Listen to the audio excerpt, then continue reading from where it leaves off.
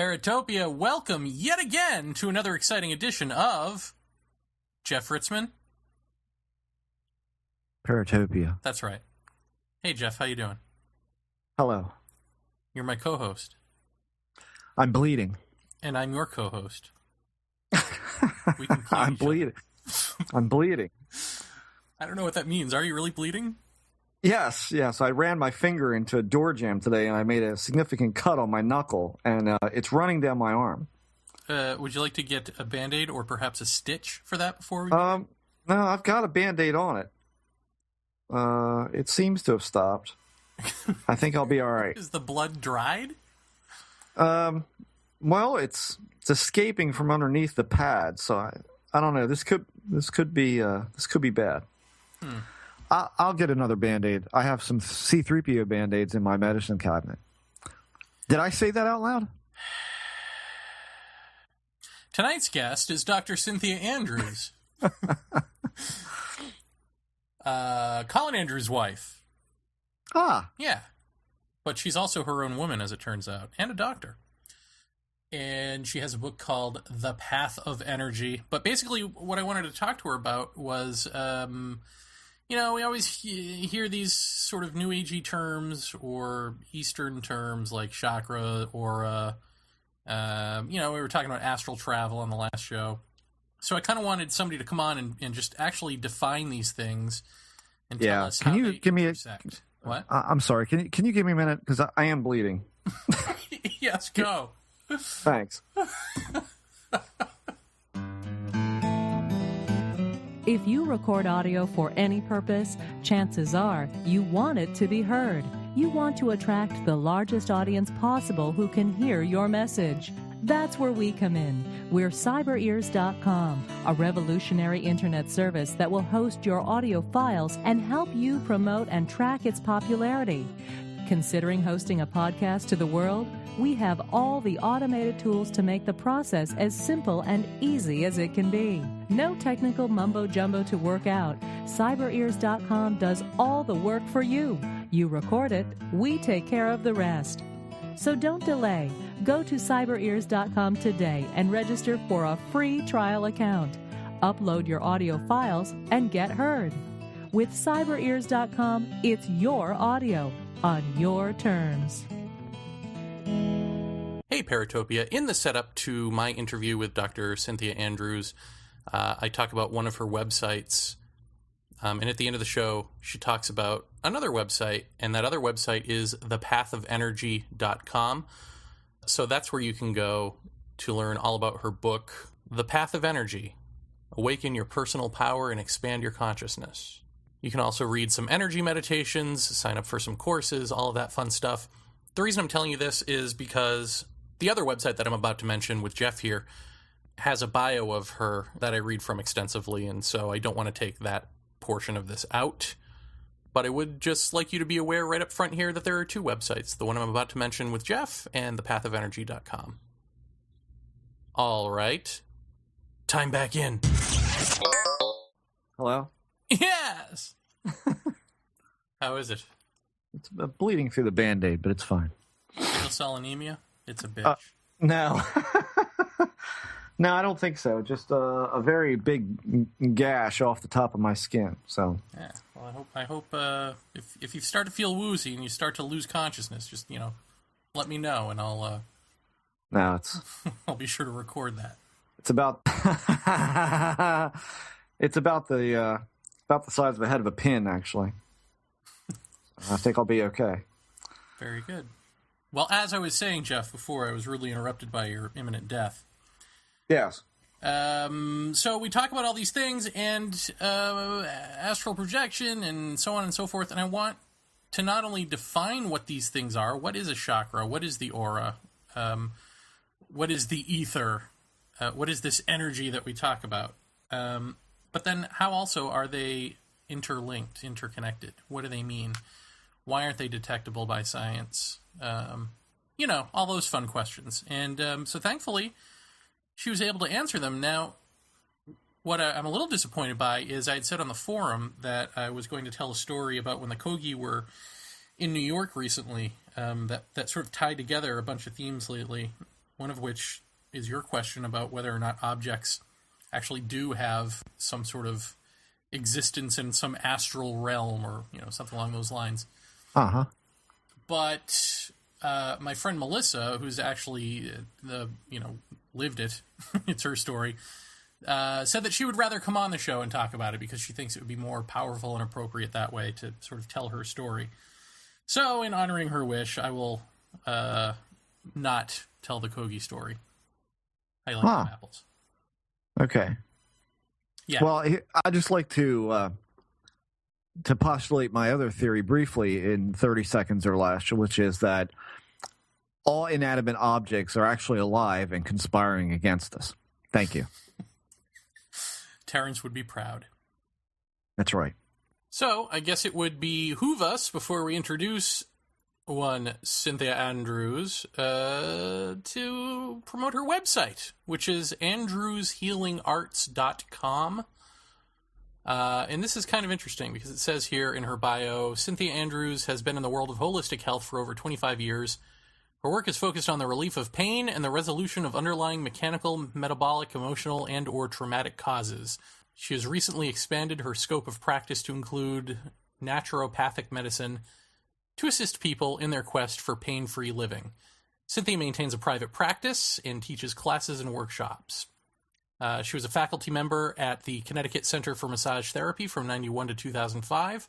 She's co-authored 3 books and contributes to journal articles. She currently teaches workshops at the Kripalu Yoga Institute and is an authorized teacher of the Jin Shindo Foundation. So, essentially, Dr. Andrews is a healer with a private practice and teaches workshops and all that fun stuff, and you can sign up for some of that stuff at her website, andrewshealingarts.com. You can read all about her and all about her work. And this is an interesting interview. I got a little note from her afterwards saying, thanks for the interview, it was great, and it was not the typical interview that she's used to. And so if she missed any nuance, her apologies. But I don't know that she did miss a whole lot of nuance. Unfortunately, what she did miss was Jeff Ritzman. Yes. Who's nowhere to be found in this interview. Right, because Jeremy didn't answer Skype. Well, to be fair, I didn't see you on there. Now, to be fair, I got your voicemail on Skype. Well, it said that you were online, but when I tried to call, it wasn't. You weren't picking up the phone. But to be fair, I left Jeremy a message. Well, to be fair, I didn't get that message until well after the interview. Also, to be fair, your phone isn't working, so what should have happened is that you would call me. That's true. Like, hey, Jeremy, where are you? But my phone is being upgraded, so therefore I'm incommunicado as far as a cell phone. But I hope you asked her about hemorrhoids. Why would you hope that?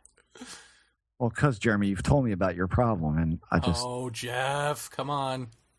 That's how rumors get started. Oh, no. No! All right, without any sort of ado, I think that was enough. It's too late. Nothing. Yeah. Here is Dr. Synthia Andrews. Paratopia, without further ado, here is the author of The Path of Energy. And the wife of, am I allowed to say that? Cynthia, the wife of Colin Andrews, Synthia Andrews. Yes, of course you're allowed to say it. Oh, cool. Synthia, thank you very much for doing the show. And really, I guess, thanks in advance for taking us through certain terms that you probably are so familiar with you don't even want to talk about. Well, thank you very much for having me on the show. And, the thing about the terms, I'm not sure which ones you're going to go for, but they're so, everybody has their own definition, so they definitely do require going over. Mm-hmm. Well, that's just it. It just strikes me as we talk about, chakras or energy, this sort of stuff that isn't proven by Western science. How do we get there? How do we get to something that isn't provable? Well, it isn't that it's exactly not provable. I mean, if you stop and think about it, everything that we know about microwave energy, about radio waves, was at one time not provable by science, but we knew it was there because we could discern effects, and we can discern the effects of this subtle energy field as well. In fact, David Bohm, who's the grandfather or one of the grandfathers of quantum physics, has postulated that there has to be a fifth force, which he calls subtle energy, a subtle energy field that underlies electromagnetism and explains the whole class of phenomenon that are currently unexplained by the four known forces of physics. So if the physicists like David Bohm are postulating the existence of this field, I think it won't be very long before there is some scientific verification of it being there. And then I think when they can develop the technology to measure it and to quantify it, we're going to have answers to things like telepathy and other paranormal phenomenon that currently fall outside of the range of science. When we talk about an energy field like that, are we talking about something that permeates us or something where beings could exist themselves in? I mean, what exactly would this energy field be? I kind of think of it as the matrix, so if David Bohm is talking about this as being a subtle energy field underlying electromagnetism, it really is the idea that it gives rise to physical substance. And if we look at Einstein's equation, E equals mc squared, what we're saying is that there's a range between energy and matter, but they are the same stuff, just what rate are they vibrating at? And so if this fifth field is giving rise to everything within that whole spectrum of energy and matter, then it is the realm of other beings, it is the realm of this physical reality, it's the realm of other dimensions. It's kind of the substance of existence, how I see it anyway. Well, one of the things that I... See, here's my problem in life, really, is that I would be laughing this stuff off and not paying it any mind if I didn't experience some of this. And one of the things I've experienced are chakras, because I have this sort of kundalini, I guess you would say, awakening or whatever. I've got this energy that moves the body and makes it do these sorts of exercises and ritualistic-looking things. And if, all you need to do is take a glance at any book on chakras to know that a lot of what it's sort of slapping about with my hands are these, in line with these energy centers that allegedly exist. And, I think you've just nailed it. You just nailed it, the whole thing. The idea is that our bodies are receptors for this energy, just in the same way that our eyes receive frequency in the spectrum of visual light and translate it into information in the brain, and the ears do that with auditory frequencies.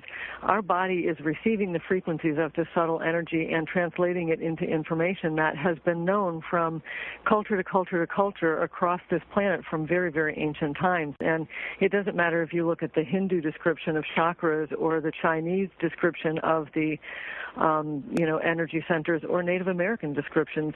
They are so coherent in what they're reflecting that to deny that they have gotten this information from their own bodies and reflected it back would be silly. I mean, kind of like denying ancient astronauts. Well, so where did it go? I mean, where did this knowledge go as far as the Western mind is concerned? Well, my theory is that we're always trying to develop different aspects of ourselves, and we became very engrossed, the Western mind, if you will, became very engrossed in developing the intellect, and we developed the intellect to the loss of some of our other senses. I think if you look at what we did with our intellect, we created almost a recreation, if you will, an externalization of what our bodies can do internally. I mean, we've created the World Wide Web. What is that but a metaphor for collective consciousness?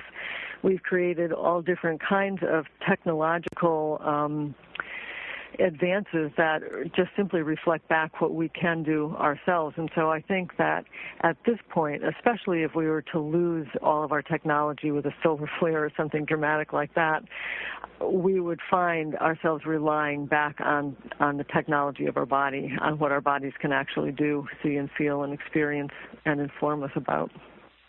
Do you have any idea, since we're on the topic of chakras, ostensibly, why it is, like, for instance, you talk about a certain number, I think is it 7 chakras? But there are different chakra systems. I know I've read of, allegedly more than that. So why did you settle on 7? How do you settle on a number? The reason that I focus on those 7 is because those are the 7 that I call the physio-energetic centers. They're the chakras that are permeate our physical body and interact with our physiology. So if we looked at our entire energy field, if we looked at all the layers of this emanation that comes out of us, that is our expression in this energy realm, we have many different chakras within that energy expression, but there are 7 of them. Well, there are hundreds of them that interact with the body, like in the hands of the feet, or soles, the palms of the hands and the soles of the feet, and joints in different places. But the 7 through our torso are the ones that really guide development and are linked into our endocrine and neuro system in such a way that they are essential to our developing awareness as conscious spiritual beings. I think that because they're physiologically wired, they're easier for us to perceive, and that once we've begun to perceive them and work with them, as you've described you are, it becomes much, much easier to then work with these more esoteric and etheric chakras that people report existing. So I'm not saying that these are the only ones. They're just the easiest ones to access. So, all right, let's make this all about me for a second. If you've got a guy like me who, in a moment of getting it or whatever, has a moment of quiet, and in that moment of stillness where the brain is still, this other, seemingly other thing takes over. This other energy, Kundalini, whatever you want to call it, takes over and makes the body do yoga or Tai Chi or any number of things. Is that the natural state of a human being? If the Western mind didn't build us up logically, would we be that other, seemingly other entity? Well, I'm not really sure. I'm not really sure that I can completely relate to your experience. It's not one that I've shared, so I'm just imagining it.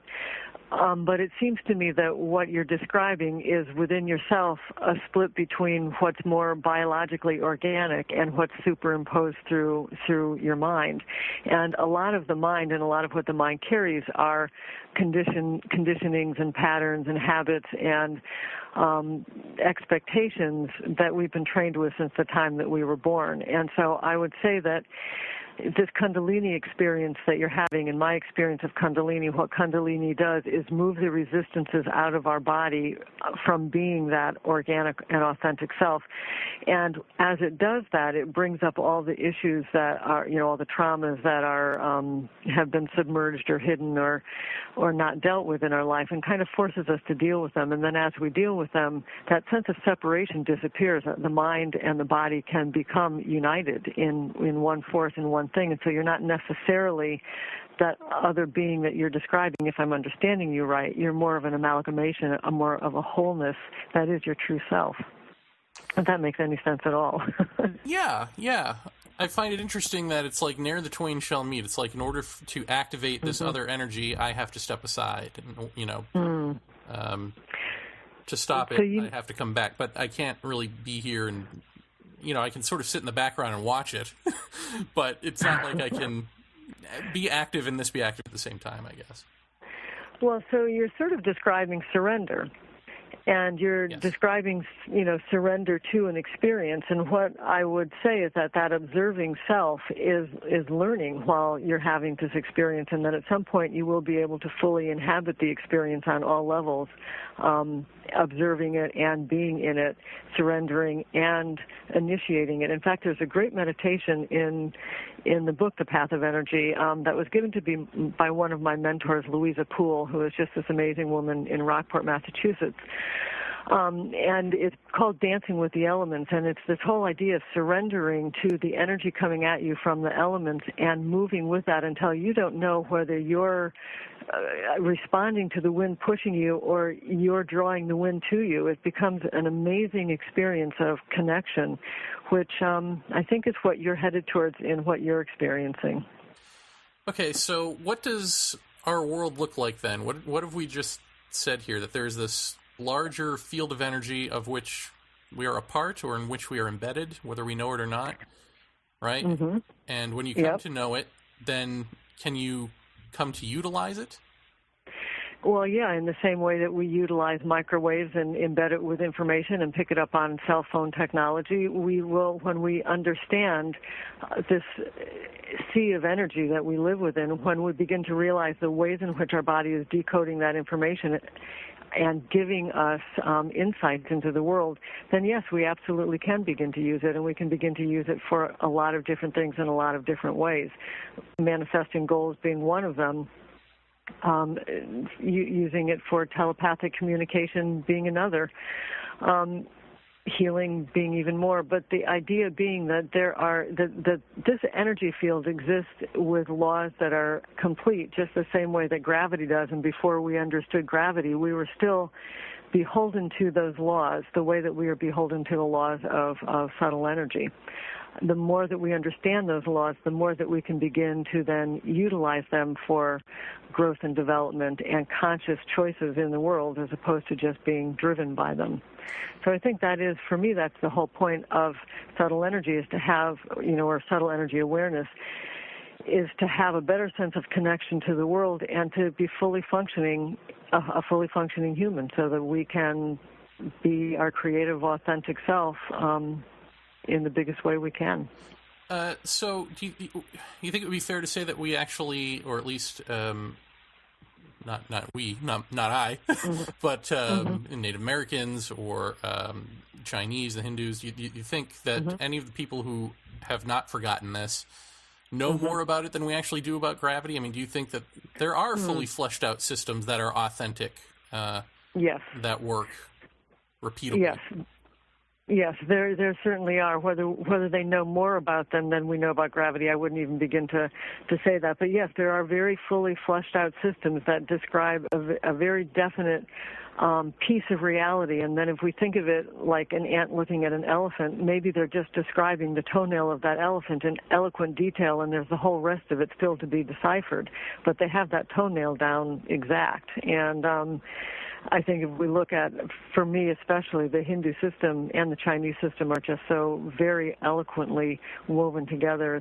It's when you begin to work with them, you start to see what's happening in the world differently. You start to step back and stop looking at what's going on in the world as causes, but start seeing them more as effects, and taking 3 steps back, you see the cause in a more energetic way. And then if you start making the changes from that energetic place, then what's happening in the world starts to just shift. Do you think that it was an inevitable turn, the one toward rational reductionism? Well, I think it was, if we wanted to, I mean, it's a choice. I think we wanted to learn a certain thing, and that was the way to get there. And so it was a choice, whether it was inevitable or not. These are big questions. You know, yeah. I don't, not really what it's like I don't really think too much about whether it was inevitable or not. It's just what happened. It's just a choice that we made. And to some really wonderful results, and some results that have taken us maybe down a road that isn't sustainable in the long run. When we talk about being able to use this stuff, or where's the line here between saying this is what we are and using it? I mean, you either are it or you're not it, and you're utilizing it. So which are we? Well, in our essence, we are spiritual beings. So if we don't remember our essence, it doesn't make us less spiritual beings. It just makes us spiritual beings without any memory. So, I mean, we are in our essence spiritual beings with the ability to interact with this level of reality in such a way that we co-create what's around us. We are doing it anyway. We are co-creating what's around us anyway. We're just doing it unconsciously and from habits and from fears and from places that are driven by the incomplete parts of ourselves. As we become more aware, then we start to co-create from a place of choice, from a place of, I would prefer to have connection than lack of connection. I would prefer to honor, the God force in all life rather than to destroy it. So we can begin to make choices based on a deeper level of reality. I think, anyway. Mm-hmm. So, in terms of your book, then, what is it that we're going to learn on? You call it the path of energy, and we've talked about on this show a lot, the pathless path and that sort of thing. Are these two different concepts? No, I don't think they are at all.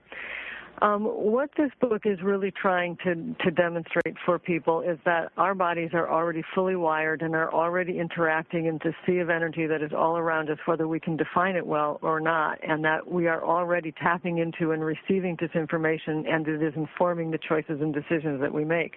However, it's overlaid with a lot of patterning, and if we were... like, let me just give you an example. If you were standing in front of a bus and you suddenly realized you were going to get hit, certain energetic things would happen in your body. Your base chakra, which deals with physical survival, would light up and would energize the meridians in your leg. You would immediately feel fear. You'd have adrenaline rushing through your system. So the fear is informing you that you're not safe. It's giving you energy to get safe at the same time that your chakra that deals with physical safety is lit up and your legs are full of energy to run. So if we took a snapshot of that, that's a very definite pattern of energy in your field that's activated in that moment.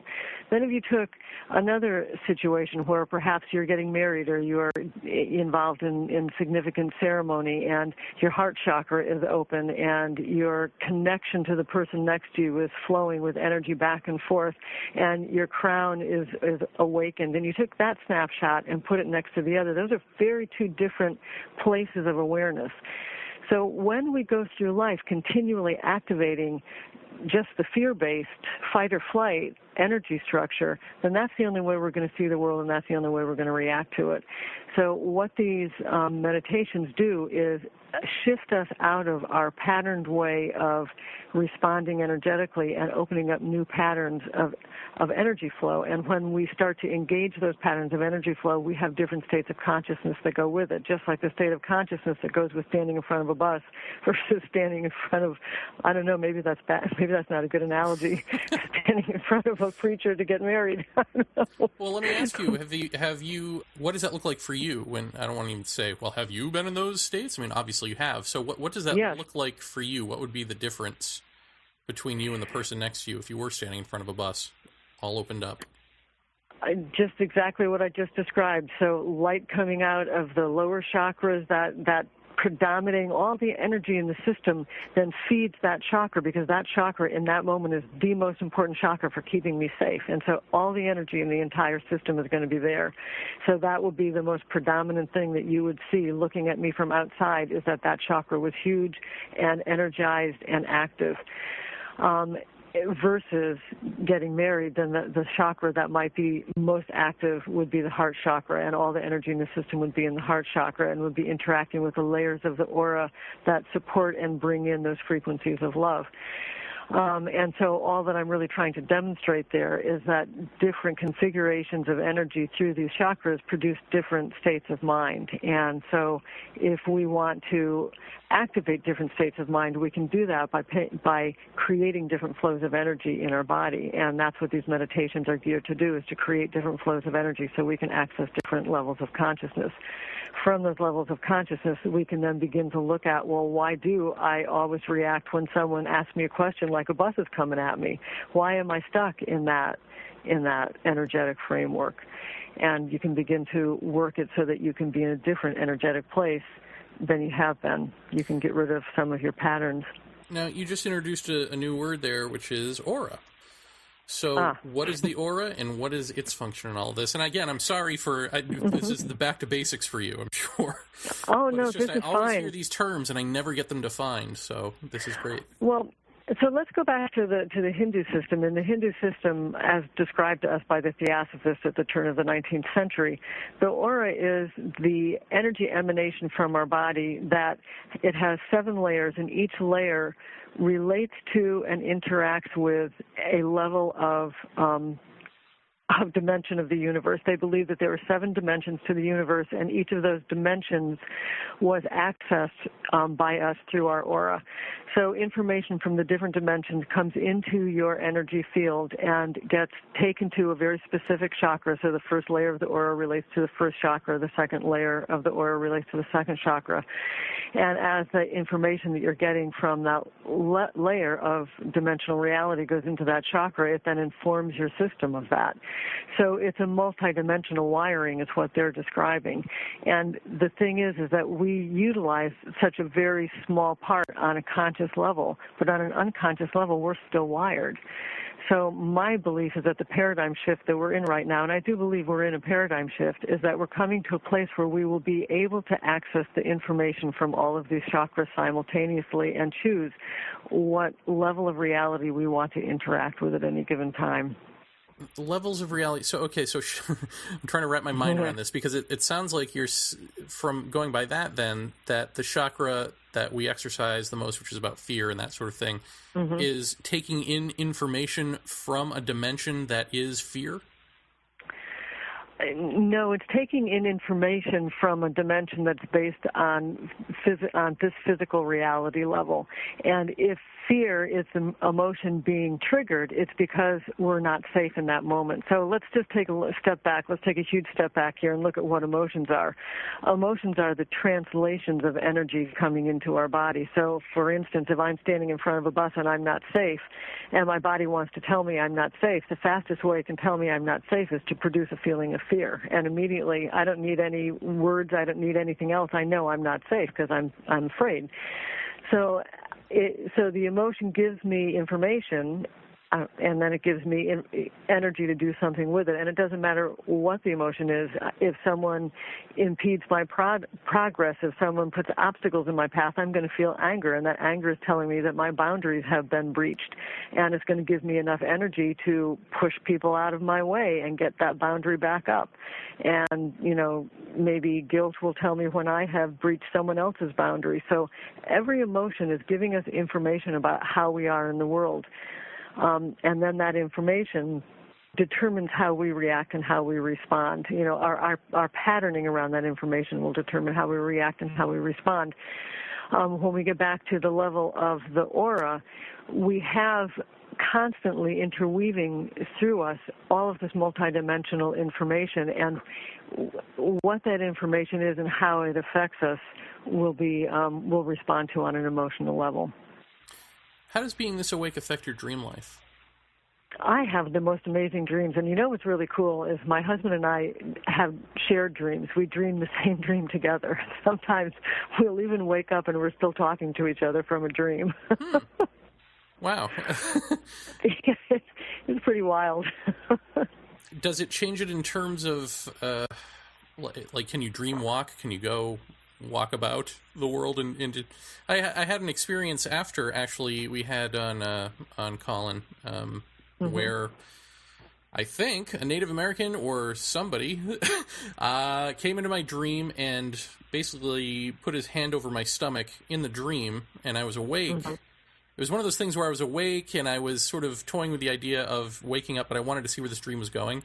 So I just sort of stuck with the visual, and he put his hand over my stomach, and basically in real life, I felt a charge of something. I mean, it felt like a volt of energy go through me, and I had really bad back problems, and essentially he healed my back in this dream. Is that something that you could do if you were so alive with the chakras and the such?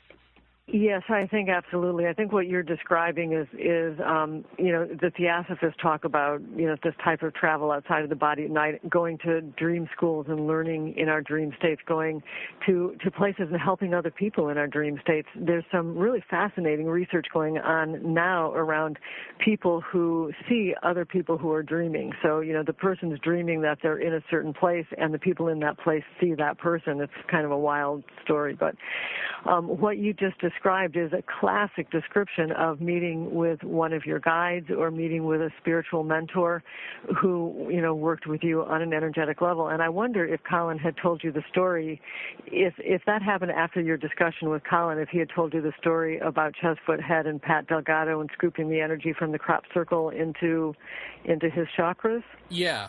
In fact, we had this back and forth, and it turns out Pat Delgado had some sort of Indian guide in his life. and we're wondering if that maybe wasn't him, sort of responding to our conversation in some way. So you are so demonstrating exactly what I'm talking about. Right now, as you're saying that, I'm getting goosebumps all over my body. So that is my body verifying for me on an energy, through a subtle energy feed, the validity of what you've just said. So I can say with certainness, yeah, that was Pat Delgado, and he visited you after that radio program. And, how cool is that? Yeah, it was great. It was very cool. So what does the world look like then? If we all were to wake up like this, what becomes of humanity? Do we come to a different definition of ourselves, or could we still swing back on that pendulum and become what we are now? I mean, what happens to us? Well, to me, the idea is that we don't abandon physicality, that we learn how to use physicality as an anchor to consciously go in and out from all of these different levels of awareness. So you can work in your dream time, you can work in those levels in your daytime reality, and your body becomes then this anchor. This isn't about ascending out of physical form. Physical form has a function, and it's a beautiful and wonderful thing. But when you start seeing energetically and start looking at the world through the eyes of energy, the first thing you notice is that you're connected to everything else, and not only connected, you are everything else. It's not just that I have energy that streams to you and to you and I are connected. It's that you and I are both part of a larger organism. We are the larger organism, and so cruelty to you is cruelty to me. Cruelty anywhere on this planet is painful to me, and so the choices that we begin to make in the direction and what we hold as precious in a day changes, and it changes dramatically. And so the life that we create is a more compassionate life, is a gentler life, is a more loving life, is one where people are honored and valued rather than looked at for what you can get from them. Which is kind of our modality now is, how much work can you get out of this person, how much money can you get out of this person, how much whatever, which is our current paradigm. So I think that this world of energy shifts us into a much easier way of living, a much more fulfilling way of living, and more exciting because the adventures out in the universe are pretty vast and amazing. Well, how did you come to this? It's a funny thing. I think in some ways, like Colin, from a child, there was one thing that really interested me, and it was what was the difference between a live body and a dead body. My parents used to rehab wildlife a lot, and a lot of times wildlife that birds or raccoons that have been hit by cars don't make it, and it was a confusion to me that I could be looking in an animal's eye and feel the presence and the cognition, and then it's gone, and so that became a real focus for me. And when I was about 12, I read my first book about auras written by Edgar Cayce. My parents were into Edgar Cayce, and that changed, that gave me something that I could grab hold of. I couldn't see auras. I spent a lot of cross-eyed hours trying to. I hurt my eyes. I never saw an aura that way. But what I discovered in petting my cat was that I could feel them, and I would notice about 2 inches off of the cat's body that there was a contour around her body, and that it felt like pushing against a magnetic field, and that when I interacted with her at that level and pushed against that field, she responded. She'd turn her head, she'd roll over. She was as involved in that interaction as I was and as aware of it as I was. And so it really made me realize that this subtle energy that I was thinking maybe I could see, but that my body was far too gross to feel, that wasn't actually true, that we are able to feel this and interact with it on many different levels. And that really was the beginning of a lifetime search. I've been doing it ever since. Have you experienced anything that has surprised you? Well, yes. Yes, I have. Anything we could talk about?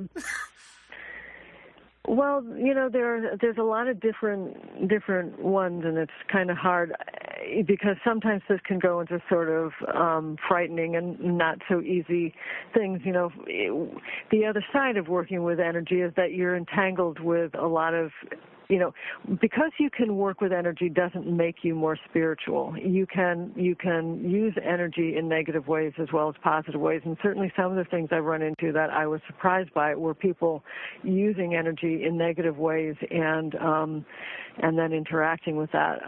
Colin and I certainly experienced some rather heavy-duty psychic attack when he was when he was first talking about that some of the crop circles may be hoaxed. It drew a lot of very negative attention towards us, and some of the things that we witnessed were really quite extraordinary, like our entire electric system of the house being invaded and couplings exploding that couldn't be separated unless they were physically taken apart, things like that, which were very physical expressions of a psychic energy. On the very positive side, I've certainly experienced, as you described, having beings show up, put their hands on the top of my head, filling me with light. It's always hard for me to talk about these because I don't want to make it seem like I'm saying that I'm something special, because I don't think I am or anyone is. I think we all have these experiences.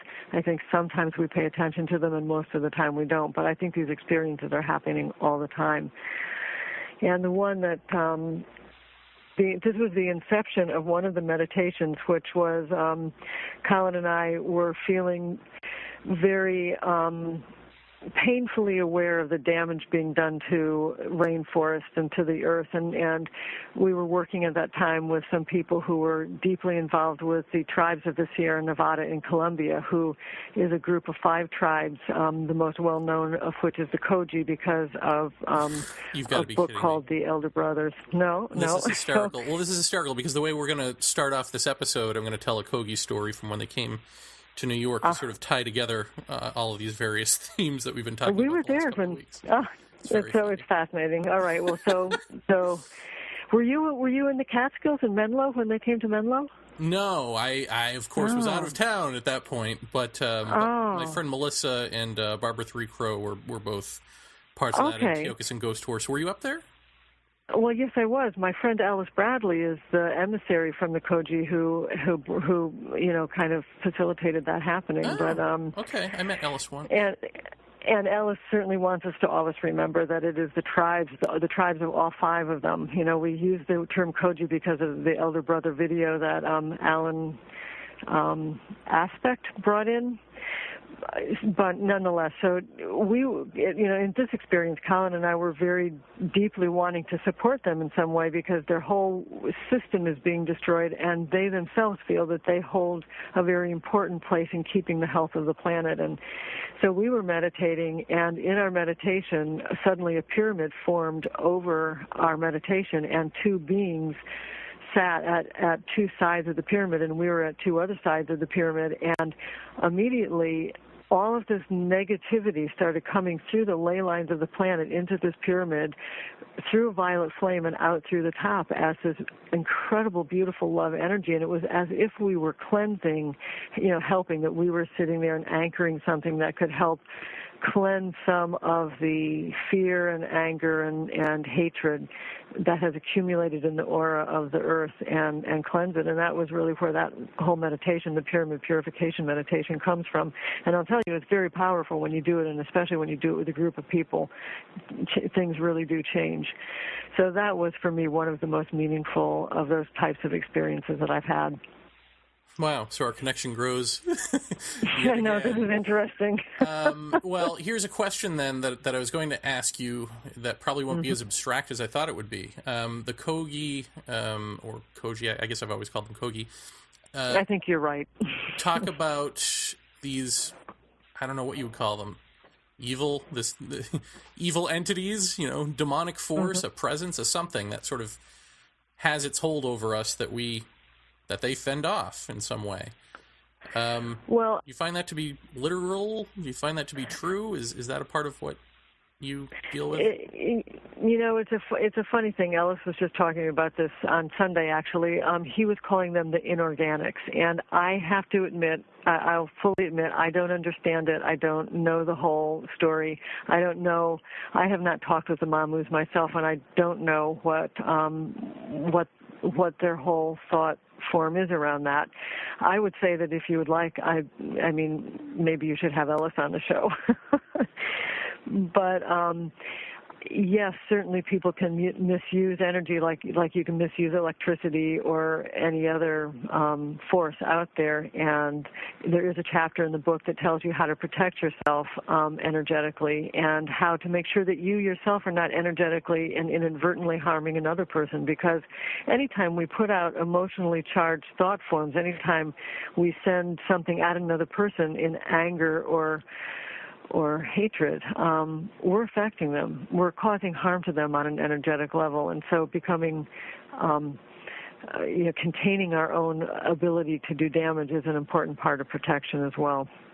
Well, I guess let's make this abstract, because here's my real question is, do you think, or have you experienced, that there is something that is evil for evil's sake, let's say? Is there some dimension that is that? And if so, does it need to be that, or is it sort of the ending of the Wizard of Oz, when once you figure it all out, you know, your enemy is your friend? You know, they've been doing this theater with you all along to get you to grow or whatever, and suddenly you're dancing with monkeys. Yeah, okay, so you're asking me now on a personal level, and I'm going to tell you how I feel about it. I'm not going to pretend that I know the truth overall bigger than anyone else, but I absolutely believe that there is only one force in the universe. And if I look, I'm a Taoist by nature, and if I look at the symbolism of yin and yang, we have the circle, which is the Tao, which is the all that is, and it is the everything.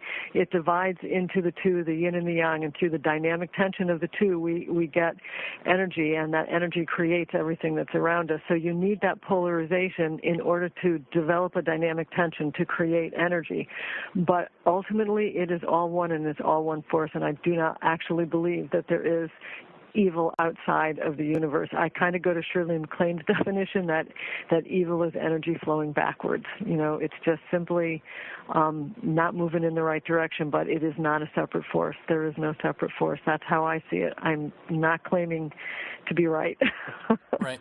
Well, one thing that we've talked about in the show, and we started off talking about in terms of ufology, but it really has sort of ended up, I think, going deeper than that, is what Jeff calls the more you give, the more you get. And so that basically, however you think about, say, a quote-unquote alien, you know, whatever that being or intelligence ultimately is, we don't know, but whatever you think of it is what you're going to get back. So if you're fearful, you're going to get a fearful scenario. If you think Space Brothers, you might get Space Brothers back. And that sort of what you were saying before, that everyone has these experiences, but only some people pay attention. You think it's possible, this is something that Jeff has toyed with as an idea, that especially in childhood, whatever this intelligence is puts out a hook, and whoever responds as a kid is the one who ends up getting more and more experiences, and however they feel about those experiences or interpret them colors what they're going to actually experience. Does that ring true to you?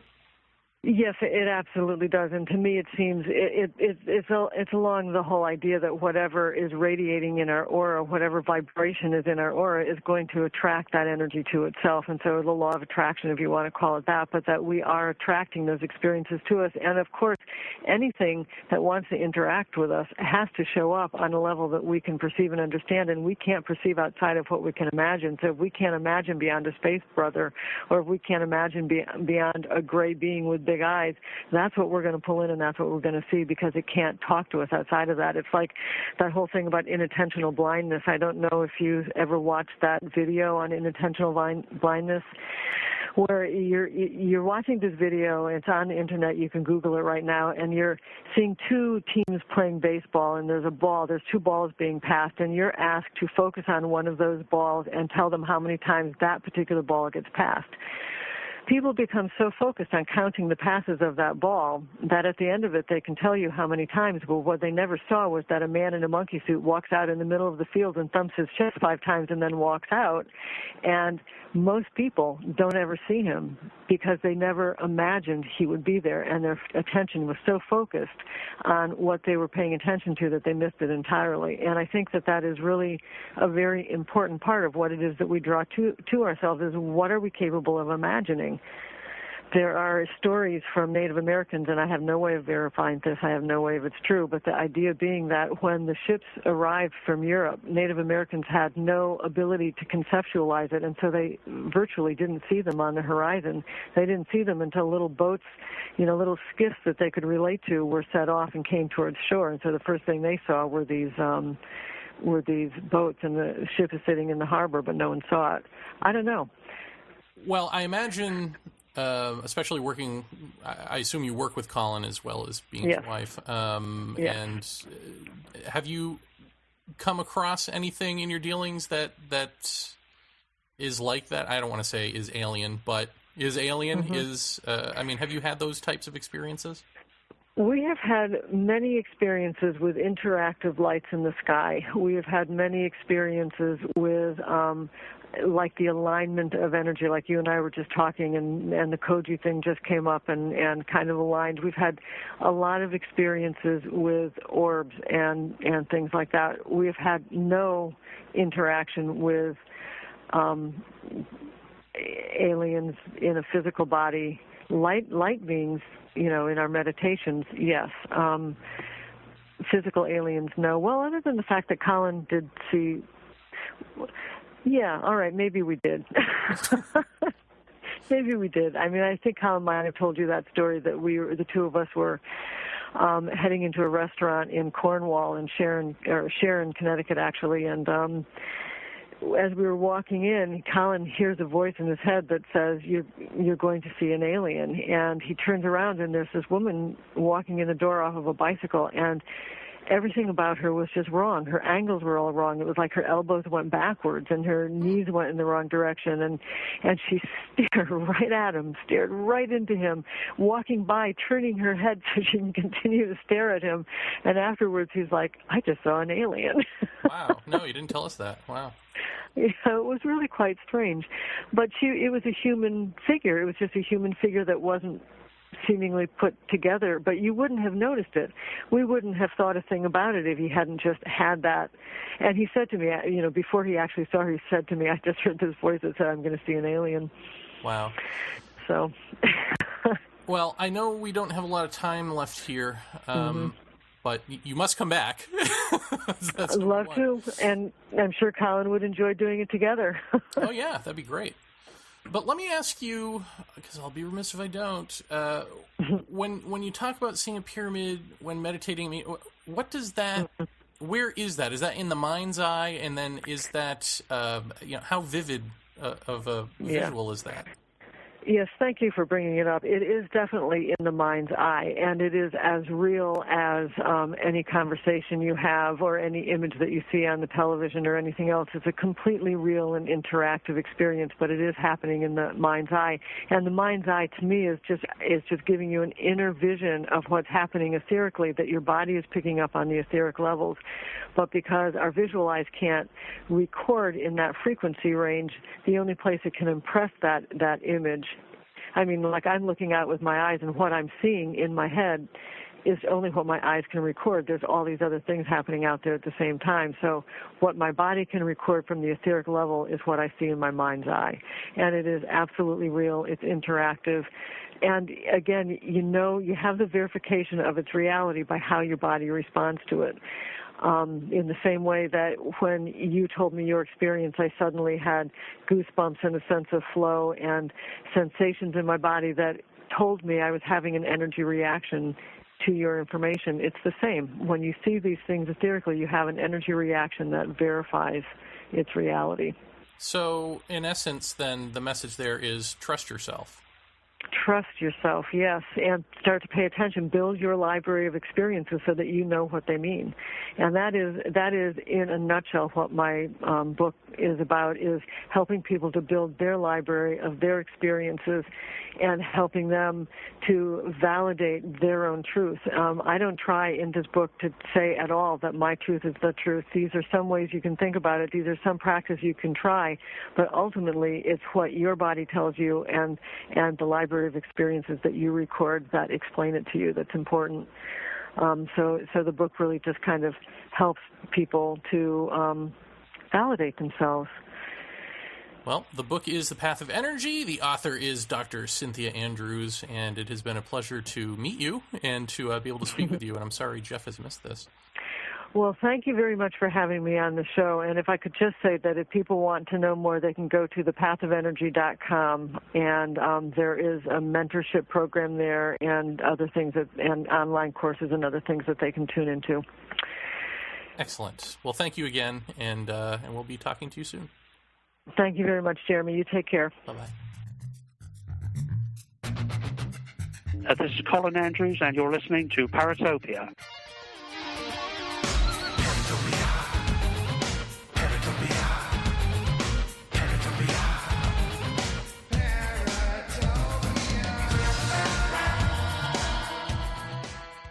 Hey, Paratopia, Jeremy Vaeni here to talk to you about something I mentioned last week, which is my movie Free Space, The Real Life Story of the Bingo Queen. It's a mock documentary. It's a comedy. I would love to make it with Philippe Mora. We're trying to kickstart it at Kickstarter.com. Now, this has nothing to do with our Paratopia deal with Philippe. This is purely a side project, but it would be a hell of a lot of fun to make, and it would be super cheap to do. So if you go to Kickstarter.com and you use their search engine and put in my last name, Vaeni, V-A-E-N-I, you will be brought to my page, which is Free Space, The Real Life Story of the Bingo Queen, where you can watch a funny little video, and you can look at the incentives to the right for donating handsomely. Of course, if you can't afford to donate handsomely, you can donate as little as $1. So if you've got $1 in your pocket, you can give it to me. And I can make a movie. If you can't afford that dollar, well, then here's the thing. If I don't raise 60 grand in 33 days, everybody gets their money back who donated.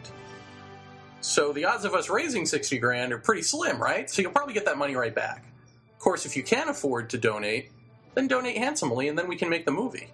Win, win, win. Right? Triple win. I don't know what I'm saying anymore. Anyway, Kickstarter.com.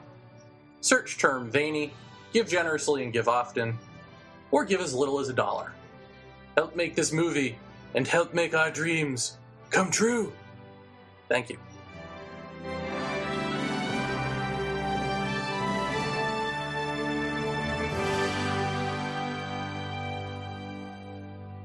So the Jeff. So the Jer. What'd you think of that episode? Good stuff, right? Yeah. What? Jeff, you didn't even hear it yet. I know. I wish we could do it after chat about Dr. Andrews, but unfortunately, Jeff hasn't. Well, I haven't had time to edit it yet, and Jeff hasn't had time to listen to it. So, yeah. My apologies? ? I don't know that needs to be apologized for. It's just something I wish we could talk about, but maybe we'll talk about it next week. Yeah. In the meantime, James on our private forum wrote a post that is confusing.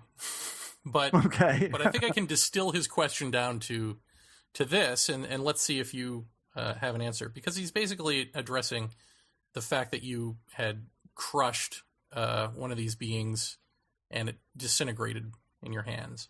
Okay. And he's basically asking, is it possible that there are aliens that are sending a signal to Earth that are creating, based on the feedback loop of our expectations, these sort of tulpa beings, basically, out of dust, out of particulates in the atmosphere, creating our expectation to interact with us. Perhaps as a means to take over the world, who knows? But, I mean, that's basically what he's asking. Do you think that that's possible? Or do you think that that's probable? Of course, anything's possible. Do I think it's probable? Does that smack of anything that you've experienced? I guess maybe that's the sanest way to ask the question. When I talked about the crushing the head thing, that I mean, I only postulated that this thing was made out of nothing. It felt like it was made out of air, and so that's why I took the leap to say maybe these things are made of like coagulated particles of pollution or whatever. In the sense that anything that would come in contact with you physically, I mean, it was sort of a way for me to explain the inanimate of it all, of not being a tangible thing that can be held in a box.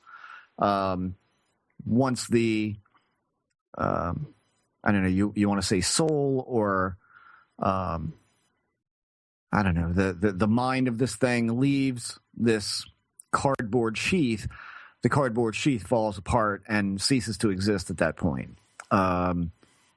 Because that's all that was holding it together, was the mind of this thing. So you think that do you think that the thing, the body of this was walking around the entire day before you crushed it? Ooh. Did it have a life? Did it? And then did it exist independently of me perceiving it? The soul of this thing goes into another body, and that's just sort of the way it functions. Yeah, it might be. It might. Of course, I have no freaking idea. But I would say it's likely to me that, or it seems to feel right to me to say that the only time that they put on the suit is when they're interacting with you in a physical way. Because I have seen beings that are obviously non-physical. And so I would say when there is some sort of need for a tactile response, then that's when this is donned. Well, how did you see beings that are non-physical? How did that happen? I was at the shop at my dad's. I was just beginning to start a business as a sign guy, and I was a sign guy. I managed a major company in Baltimore for years, and then when the owner retired and moved on, I started my own and had a lot of clients from the previous business. And so in the very, very early stages of doing that, I was alone in the shop. It was daytime. I was sitting in the office, and the office door looks out into a large bay area type of thing. And there's a large pull-down door with, I don't know, 5 or 6 windows that go across in it. So you have light streaming in. By the way, this is not more than 2 minutes from where Lisa and I had our big experience with the red, the disc with the little red lights on it that basically set me off way back when in this. But I was sitting there at the desk, and Lee and I had been talking about some things that Lisa and I have been seeing around the house, which was these humps in the air, which I think I've talked about on the show before. This is Lee, your Lee Townsend, Lee Townsend, your old ufological partner, right? And Lisa is your wife, correct? The shop is where you worked. Yes, and you're Jeff Ritzman. Go on. That's correct. Just want to make sure we're clear on everything. Yes, we're clear. Okay. And so Lee and I have been talking about something we've been seeing in the house, which was, I was calling them humps in the air. They appeared to be disturbed air in the shape of an upside-down U or an upside-down half circle. And they moved. And they were about anywhere from 3 feet off the ground to 4 feet off the ground to maybe a little bit higher than that. And you would typically see them in corners, and you would see them a lot. Especially when we were in the condominium, we had white walls. And so white walls in dim lighting has a really interesting effect on the eye. You get kind of a staticky look at some points of the day if you stare long enough. And we had been seeing these for a couple of weeks maybe. And I was talking to Lee about it. I said, what do you think that is? I mean, it's very strange, and it's very obvious. It's not like the kind of thing you could catch out of the corner of your eye. You could look directly at these things and see them. And Lee's first response to me was, well, why don't you think something at it? Like, think something at it. Like, say hello in your head and just see what happens.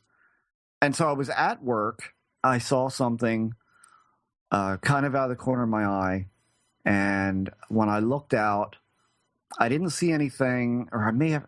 I can't remember how this touched off for me, but I think I was eating, and I was alone. The door was down. I put the door down so I didn't get bothered while I was eating, because everybody was always coming in and out.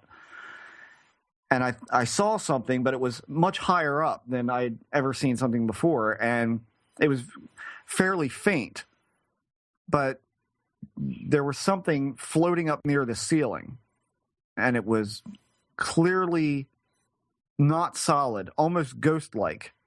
And I remember thinking something at it like hello, and it startled the hell out of me because I did get this response, which the only way to really describe it is not audible, not a voice in your head, but an absolute knowing that clearly isn't you. In other words, we all have that voice, that conscience in our head that you know is you talking to yourself. Now imagine something else talking, and it's clearly not you. And that's what this felt like. So that is jarring in and of itself. Wait, how is that not telepathy? I hate that word, but I guess that's it. And so, I thought something, and I got a response back, which was a hello of sorts. And short of the story, I'm sitting there, I'm looking at this thing, and it seems like there's form. And when I look, and the longer I'm sitting there looking and I'm thinking at it, the more solid it becomes until I'm looking at a being that is floating in the air, stomach down, knees bent, arms bent, but it's hovering in this spot in the air near the ceiling. And the light source, in other words, it got to the point where I could clearly tell what it was. It wasn't like these odd, funny, ghostly wisps. You could clearly tell something was illuminated. The problem is that the illumination that was showing on this figure was not the illumination of the light from outside nor inside. It seemed to be from a completely different light source, which I found to be really eerie. And wherever it seemed to be dark. That's the parts you couldn't see of it. The only part you could see was whatever light source was on its side or its place or wherever it was, which clearly wasn't all here. Its light source was the only thing that you could see of it, if that makes sense. Kind of like a black velvet painting. You don't have lines and shapes on a black velvet painting. You only have the light that is shining on an object is the only thing that is really painted. That's kind of what this was like. And it was clearly an alien being, quote unquote.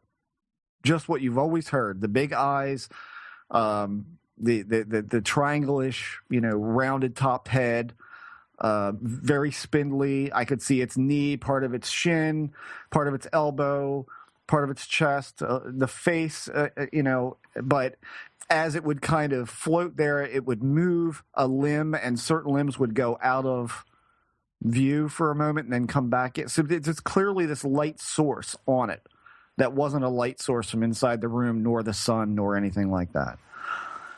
And so I count that as being a completely non-physical thing because it clearly was ghost-like. If you have to describe it in such a way, that's what I would describe it like. There was nothing there to touch or to feel. It was almost holographic looking. Someone on our message board, it might have been David Raven Moon, was saying that if these beings are interdimensional, if they're fifth dimensional, say, then they might look like something like that. We wouldn't be able to see them fully. Because they'd have these other dimensions to them that we can't comprehend. That would make sense to me. But they would still be physical, just not to us. Just not to us, yeah. That's interesting. Well, that thing, the thing is from that point, I would say, and I'll have to ask Lee about this, maybe he remembers better than I do, but I think that started about a good 3 to 4 weeks of seeing the humps in the air and thinking at them, and then getting responses back to the point where Lee came over one night and we sat and waited for humps to appear in the air. I mean, as bizarre as this shit sounds, this is exactly... No. I don't remember that. No, he didn't. He was sitting on the couch. I was in my easy chair. We were in the living room of the condo, and I saw something over in the corner, which would have essentially been the entrance to our condominium. From the outside hallway, I saw something there.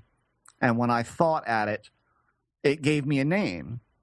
It said, say hello to so-and-so. And I looked at Lee and I said, it said, say hello to so-and-so. And he turned white. And he's like, I don't believe it. I said, well, I'm just telling you what. He's like, you don't understand. That is actually my birth name. That is my real name, which you don't know and couldn't have known because I've never told you. And he said, so that right there to me it's telling me you're not full of shit. And then it went on to this crypto dialogue.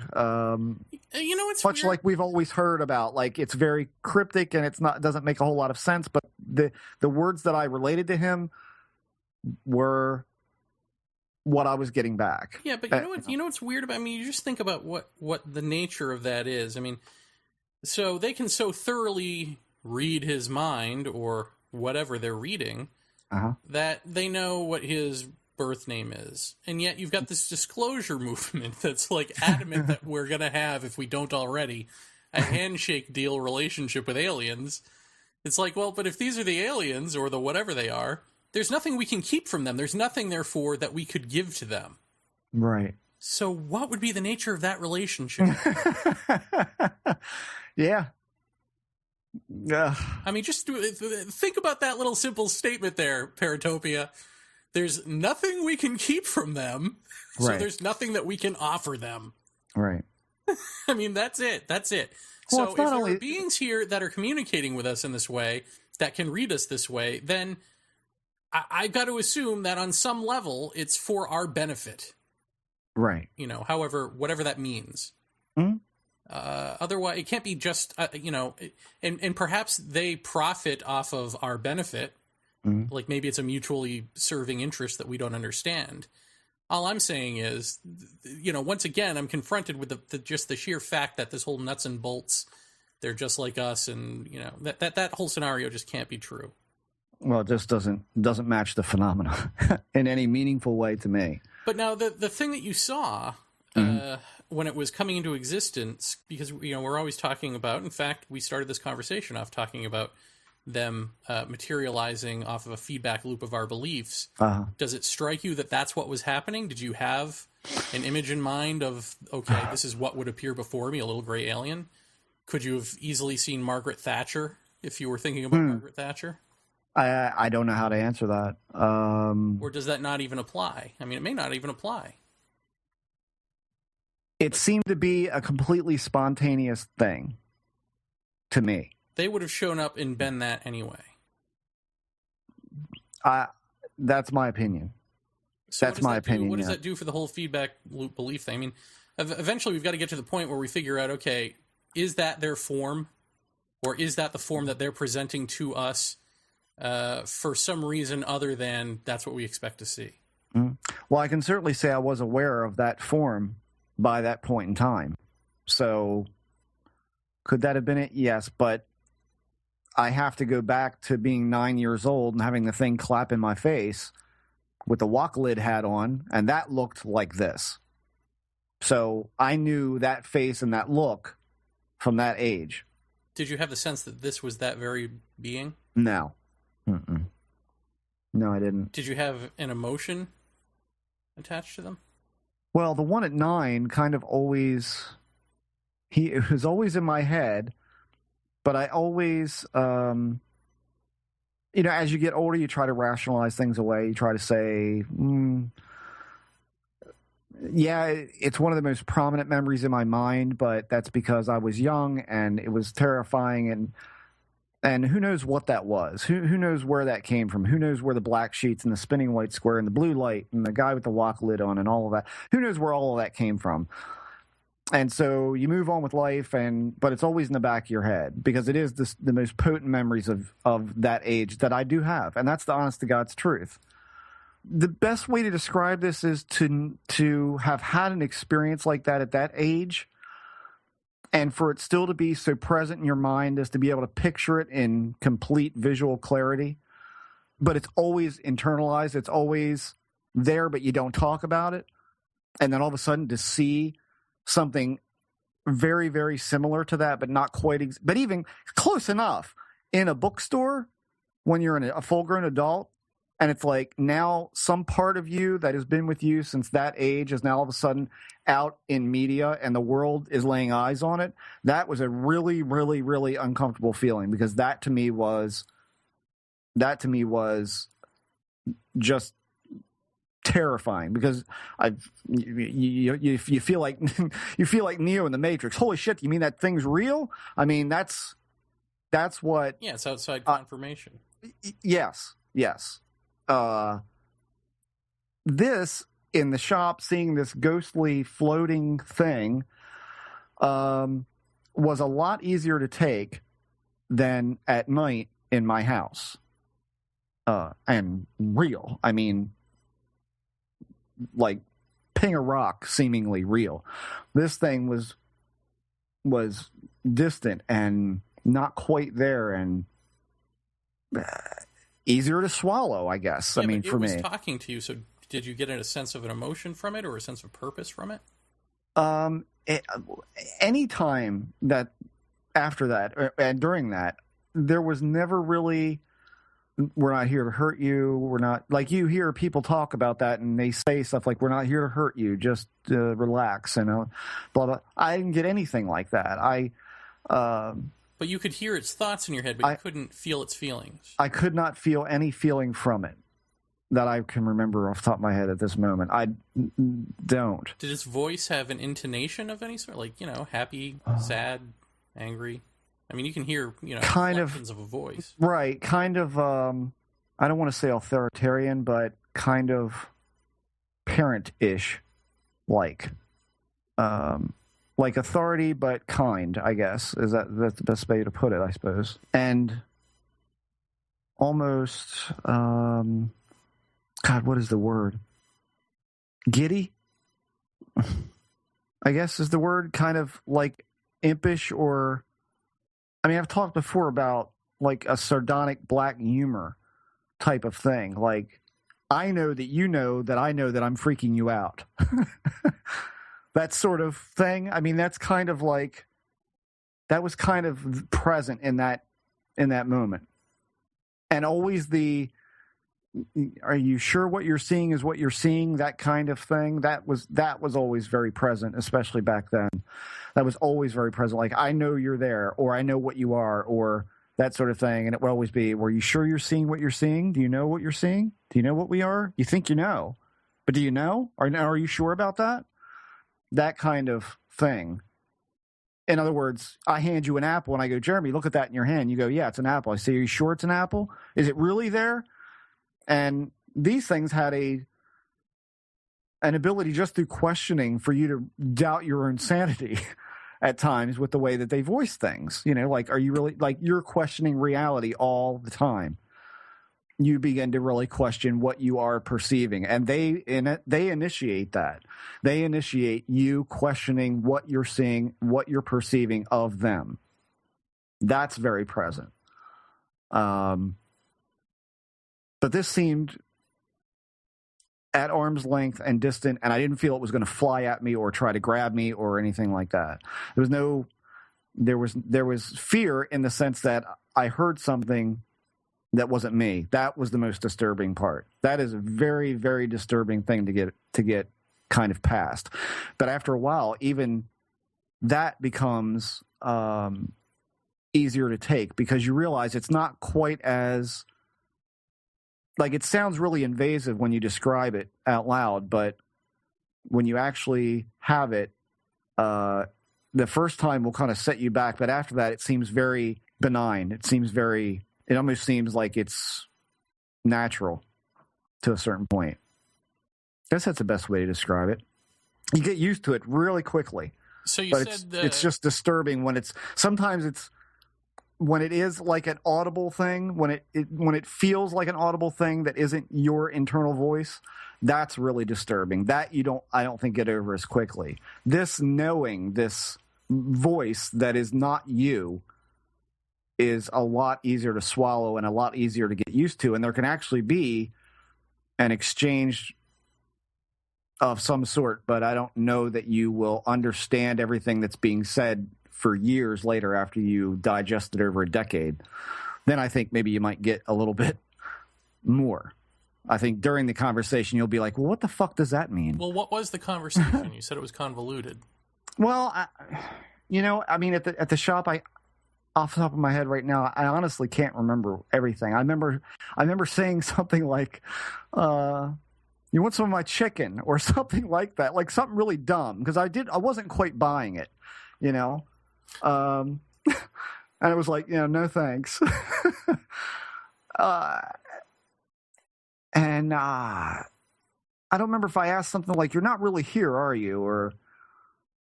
And I don't remember if that's what I asked or not, but to put at least the listener into a headspace, like if I had asked, you're not really here, are you? Back then I could very easily surmise that the answer would have been something like, well, I'm sort of here, but I'm not quite here. And it would have been an answer like that, like a nonsensical answer or a cryptic answer. Almost like you're expected to understand what that means at that moment. If I'm not mistaken, I think Lee wrote down questions the night that he came over and we had this back and forth. But that got even to a point where I think Lee would ask questions to me, like verbally. Lisa and I one day were in the bedroom and I saw one and I said, hey, you said that you wanted to ask a question. Well, why don't you go ahead and do it? She goes, I'm not asking it out loud. If it knows what Lee's name was and all of that, then all I have to do is think something, right? I said, I guess, go ahead. And the only thing that I got back was, we would never let anything happen to him. He's very important to us. And I said that to her, and she burst out into tears and ran out of the room. And so when I asked her what was the problem, she said, I asked them, were they going to hurt our son? And that was the response that I heard, and she hadn't asked the question out loud. So, it got to a point where other people, I don't think, even had to ask something out loud. It just had to be thought of, and then I would hear something. What happened to the notes that Lee took? I don't know. Well, I don't know. I mean, for my part of it, I can say that I had tons of notes. I had journals. My God, the books that I had that I barely cracked, but I would see a book on the subject and get it and leave 3 pages in and say, nah, no good. Or I would have people send me books that I'd met here and there, and I wouldn't read. But I had tons of field notes. I had tons of manila folders filled with contact experience notes that I had taken down from people I'd met, to sighting reports, to all sorts of different things I'd printed off. And I reached a point in my life where I walked away from it. And for a lot of reasons, some of them personal, some of them not so personal, but Lisa and I, and she can attest to this, we took boxes out to the dumpster and threw them away. I didn't want anything to do with this ever again. Ever. Why? And, first of all, I felt it was pointless. Well, number is that one. how it stopped? Yes, that's how I slacked off of it, ignored it, denied it. Didn't have anything to do with it. Do you see a pattern here? Oh, yeah. Yeah. Oh, I've always said that. Yeah, absolutely. Shit don't stink till you stir it, as Lee would say. And that's not to say nothing happened in the course of me ignoring it. There were always things that happened. But they were away. They were not, I've said before, this thing is like on the end of a rope, and the rope could be a quarter mile away. And you may have a quarter mile sighting one day and say, wow, that was amazing. And if you continue to pull on that rope, it's going to get closer and closer until it's in your lap. And that's exactly how it seemed to work for me. I would see very, very strange things every once in a while, but not to the frequency that I was when I was knee deep in it. And those around me saw things. So, this was not, again, a bump in the night, peaked for listening type of thing. So we dumped everything practically that I had. I have very, very, very little left, and most of it in the forms of just a couple of spiral notebooks that I kept, which had the symbol that showed up on my mirror, and and what surrounded that. Like, that's really what I kept. And I kept the mirror, too, for as long as I could until it grew mold on it. Everything else I got rid of. I just did not want anything to do with it. That was due to being threatened or, by people that was in conjunction with a case that scared the shit out of me. At that point, that was pretty much my last straw at that given moment. And then, other personal reasons just made me want to get away from it. So I don't have these great detailed notes. That's why I'm having such a hard time writing this book, because I have all the memory of it, but chronologically, it's tough to remember how it all fit together. There are pinnacle things that I remember, and then as I'm remembering those pinnacle things and writing them down, I go, oh, wait a minute, what about before that? Remember when this happened? At least I go, yeah, where does that fit in? And we have to sit down and correlate these things all into some kind of cohesive chronology. That's what's been really tough about doing that. So I'm not going off any notes. This is just what I remember outright. Just thinking back, even if you can't remember what was said, what do you think was important about that entire exchange? Do you think what was said was important? Do you think how it was said was important? Or do you think, I don't know, what do you think? If it wasn't, because clearly whatever was said wasn't so impressive that it's ingrained in your memory forever. No. But the situation is. So what was important about that whole situation, do you think? Right. I think that it was and this was probably the start of other people starting to see or to experience some of what I was. So that for me, it was confirmation that it wasn't all in my head and that I wasn't just freaking myself out and that I wasn't attributing coincidence and synchronicities to this when it was something else. This was confirmation for me that this was able to interact with other people, whether it be independent of me or by something that I would say based on talking to a hump in the fucking air. There was that part of it. And I think the other half of it is that I brought, and this is the part that kind of disturbs me about this, which is, am I, and I thought about this a lot at the time too. At the time I said, if this is a negative thing that's interacting with me and it's not a positive thing and I'm being deceived or I'm being fooled, then I'm bringing other people into the fold with this. And so am I spreading a disease of some sort here of that sort of thing? Because I did have friends who never had a paranormal experience in their life until they'd come over to the house and we'd talk about it for 4 or 5 hours, and then they'd go home and call me when they got home at 2 or 3 in the morning and say, you're never going to believe what just happened to me. A ball rolled down my driveway from a closed door that I have no idea why this ball rolled down the driveway. I have no idea why this happened or that happened. I had that a lot. And that's when people stopped coming around. I had friends that just dropped completely out of sight.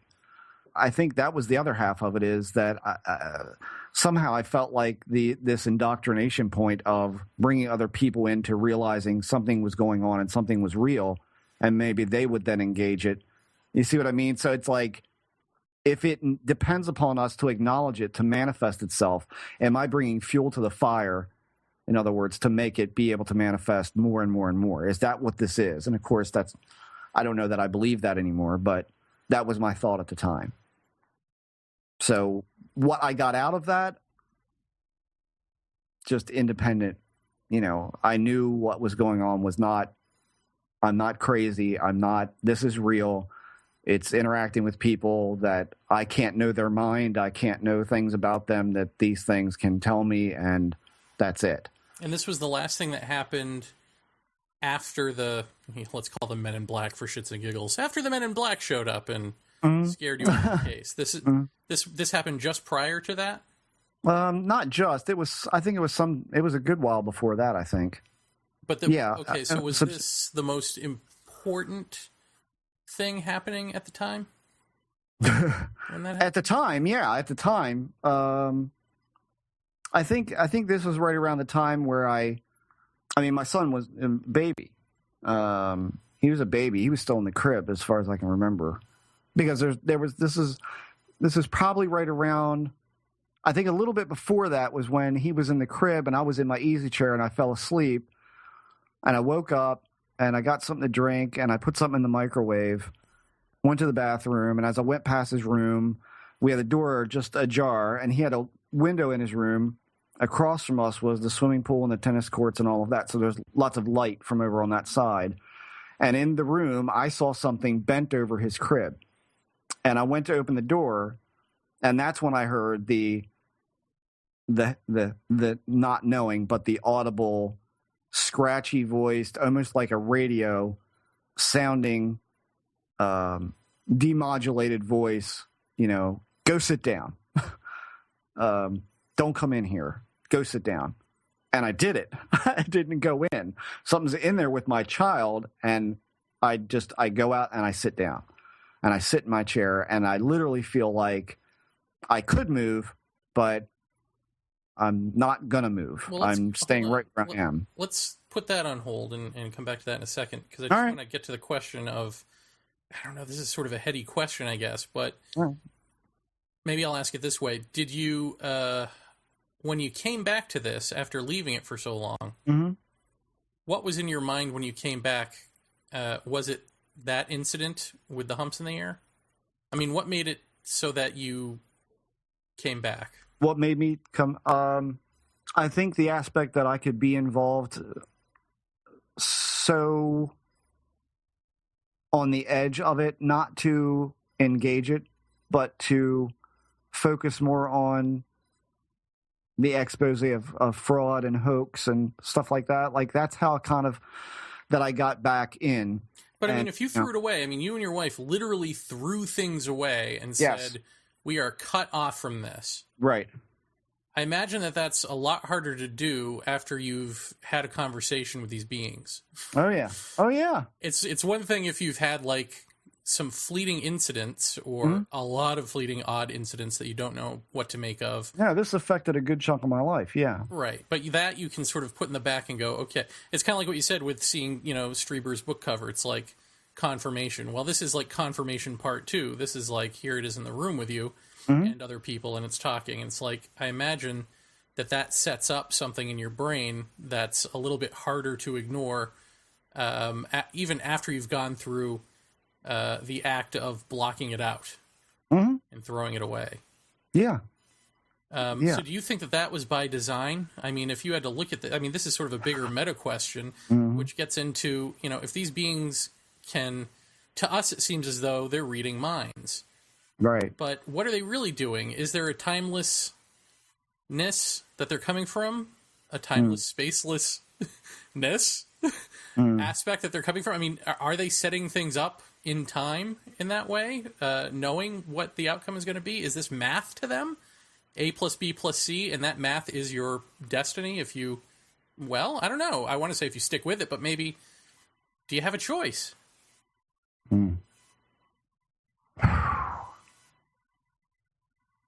This all gets very deep. This all gets very deep because, for me at least, I mean, I can tell you how, and I've said this before on other shows, and I don't think that our listenership is going to really buy this, but this is it. I mean, this is it.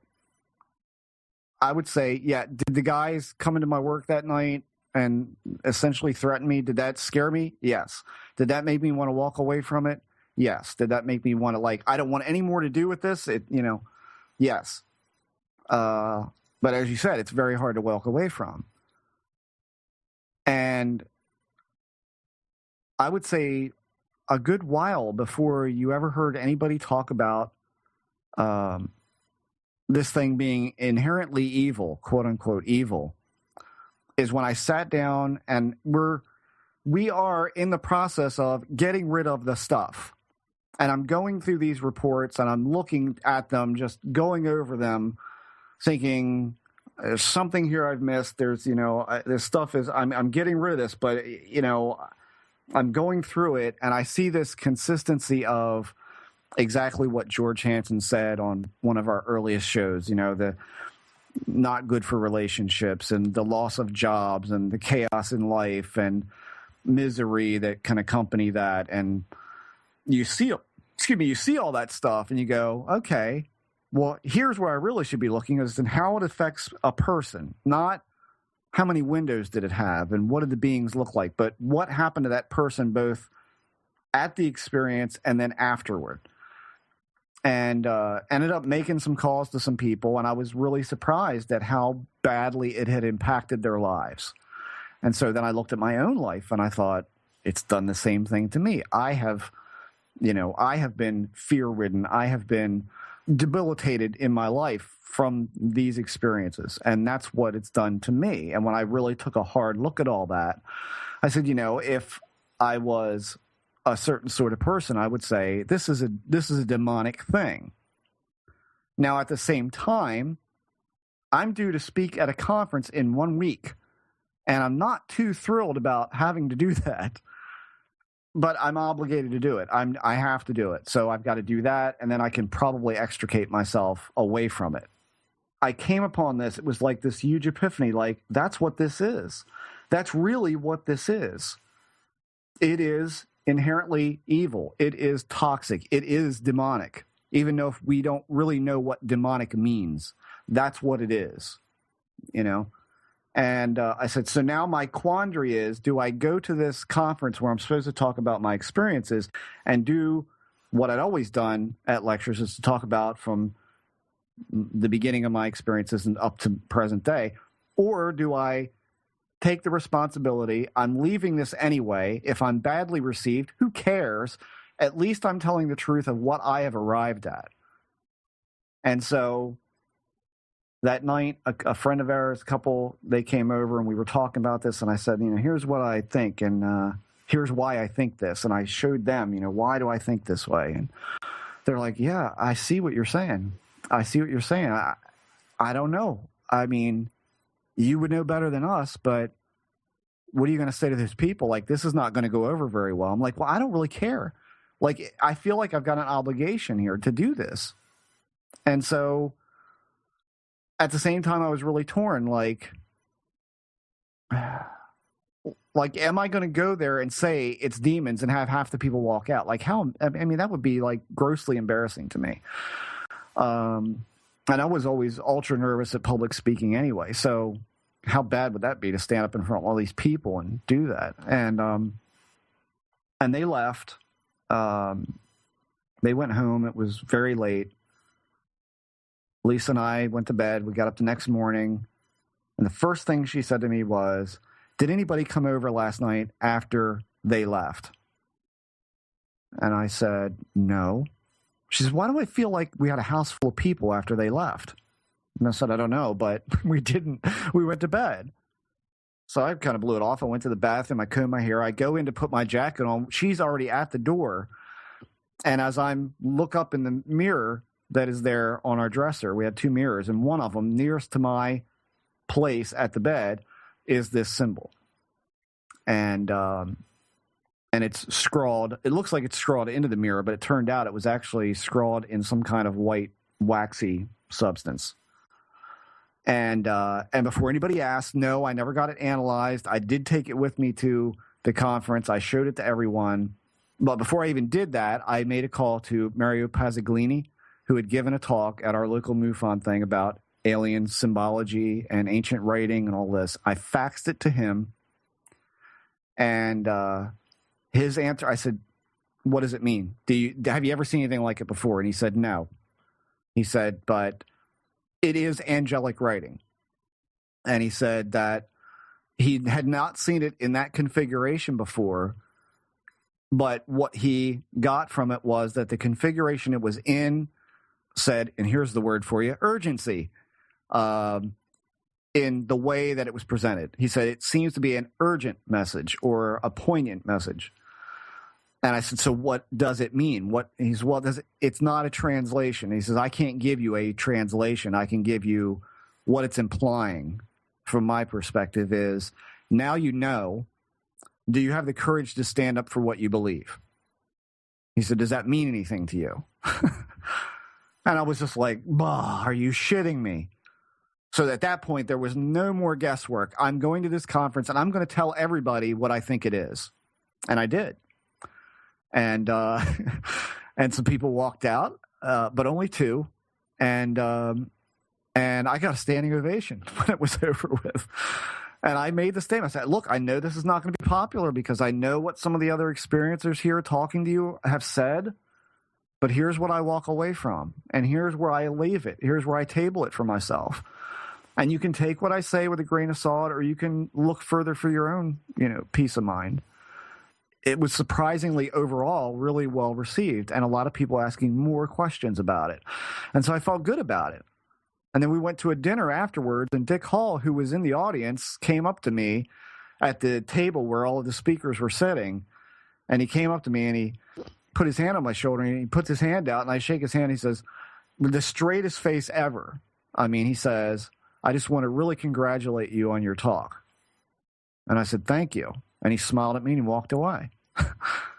And I was never invited to another conference to speak. So and that was it. You told them that you thought it was demons. I did. Okay, so here's what's And at that point, I was out almost. I was pretty much out from that point. Here's what's interesting to me about this. Mm-hmm. The surface level, of course, makes it look like demons wrote on your mirror. So now that you know, do you have the balls to say it? Right. But that challenge, it's not demons. So that challenge is, I was just watching, I told you, privately, I've been watching Joseph Campbell's Power of Myth Part 2. Uh-huh. And they were talking about Kundalini Yoga and what the chakras mean going up and down the spine and the various metaphorical deities that are associated with these things. And the Tibetan Book of the Dead, it's descending into life from, say, the top chakra. And as you descend, you come to these points where you meet up with these gods. And you can, it's just the same dilemma we have with the quote-unquote aliens, which is they present themselves as lovey-dovey, blissed-out thing, but then they also present themselves as evil, demonic, whatever. And, of course, the point is for you to not be afraid of that, because in the end, these are aspects of yourself, and there are no gods in the room. Mm-hmm. And if you pass that test, then, well, if it's descending, then you get to live in a higher state of consciousness, let's say. Okay.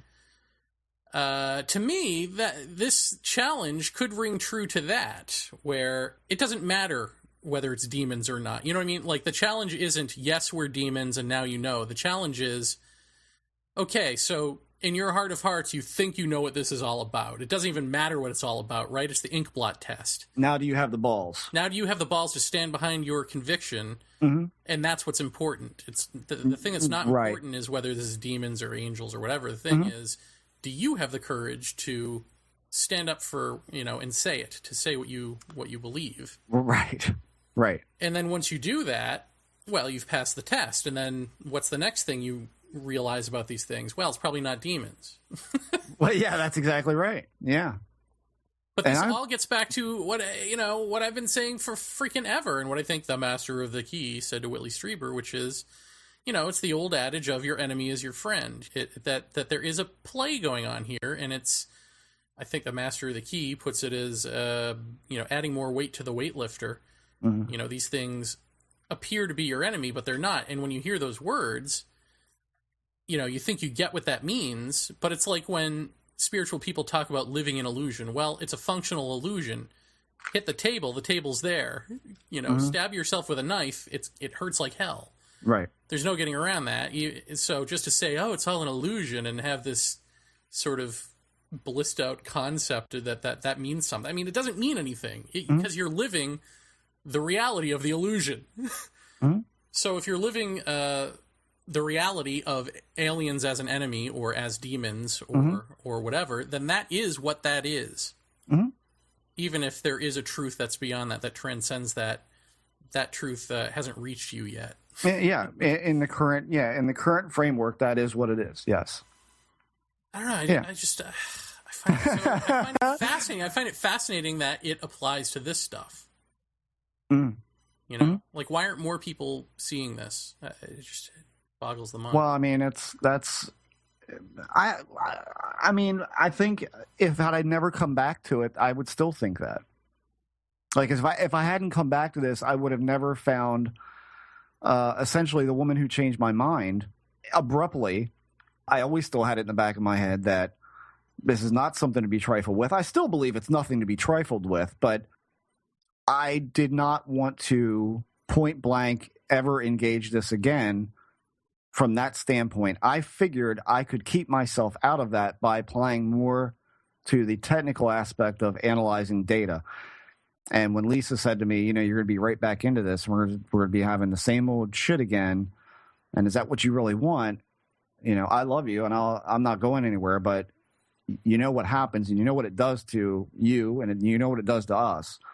And if you're willing to walk down that road again, at least we know a little bit more about what to expect. Well, little did we know. But you're going to be in knee-deep again before you know it. And I said, nope, I'm keeping it to strict technicality, and now look where I am again. And so had I not come back, I would never have heard probably of Dorothy Izot. And that is the woman that, like it or not, folks, that's the woman who changed my mind about how we perceive this and how it presents itself to us based upon ourselves. And so I look at that and I go, they were demons because that was how I approached it, with fear, with all of that. And for some people, there's no other way to approach it. For me, I mean, still to this day, there's no other way to approach it but to be somewhat fearful of it and stand off of it. But if it was that evolver God concept, then at that moment, it was demons. Right, exactly. I think that's the point that's, like, sort of hard to get at. It's not like just that you thought it was demons and so it presented this thing. No, it's not just that, no. No, it becomes that. Exactly. And then it's up to you to somehow go to see through that and go, well, wait a minute, what's really going on here? I mean, like these challenges to see through something, to see through the apparent reality that is all around you and go, well, wait a minute, what's really going on here? I mean, that's the nature of all of this spiritual stuff. Mm-hmm. That is the most difficult thing to do, because why should you do that? What's apparent is right before your very eyes. It's right in front of you, Your eyes are in your head, and your head is the thing that's thinking. You know, it's like, this is all makes sense, right? Yeah.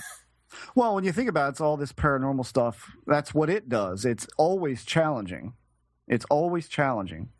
I mean, show me a case where your belief in whatever you think it is isn't challenged. But see, the beauty of it is it doesn't have to be challenging, because ghosts, you know, you've got these ghost hunting groups, and they've got their equipment, and they pretty much know the several categories that they believe this thing is. Right. Or you've got alien, you know, UFO hunters or whatever. You know, you're going to get to it through a series of political maneuvers, or through testimony from witnesses and all this. I mean, we're going to figure this out, you know. You don't have to look any deeper than that. You don't have to. Right. And it will stay that way. It will stay that surface, shallow, you know, a ghost is just grandpa talking sort of thing. If that's where you are with it, or it will change if that's where you are with it. Well, then there's parts where I say that one of these days, just like with hypnosis and the whole abduction field, and how I like to think that we've overcome that mask of this, and that now we've moved on to the next step past that. I think the same thing is going to end up happening in the ghost community. I think sooner or later someone is going to trip across something, and I'll lay money right now. I'll bet you it's going to end up being Dave Roundtree, who finds something really interesting that doesn't point to Grandpa talking, but something completely out of left field that flies in the face of everything people think they know about what this is. And then after a while, just like we've seen the hypnosis downfall percolate throughout the community, it's going to percolate throughout the ghost community that this is not what we think it is, and it's actually much deeper than what we thought. And now we're going to start examining this. And it's just going to be a continual lead on of discovery and then discardment, discovery, discardment, and so on and so forth, which to me feels an awful lot like a ladder that you're climbing towards some ultimate answer, if that's possible. We only have a little time left here in my interview with you, Jeff. So, yes.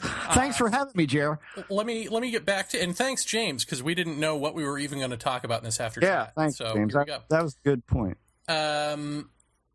No, it wasn't, but it did spark this conversation. It was good. Yeah, it was good. It was a good point to bring up. I'm just picking on you, James. So I want to go back though for a second to, because I said I would, which is when you approach your son's door, he's in the crib and something's hovering over it and it says, go sit in the chair, and you do that.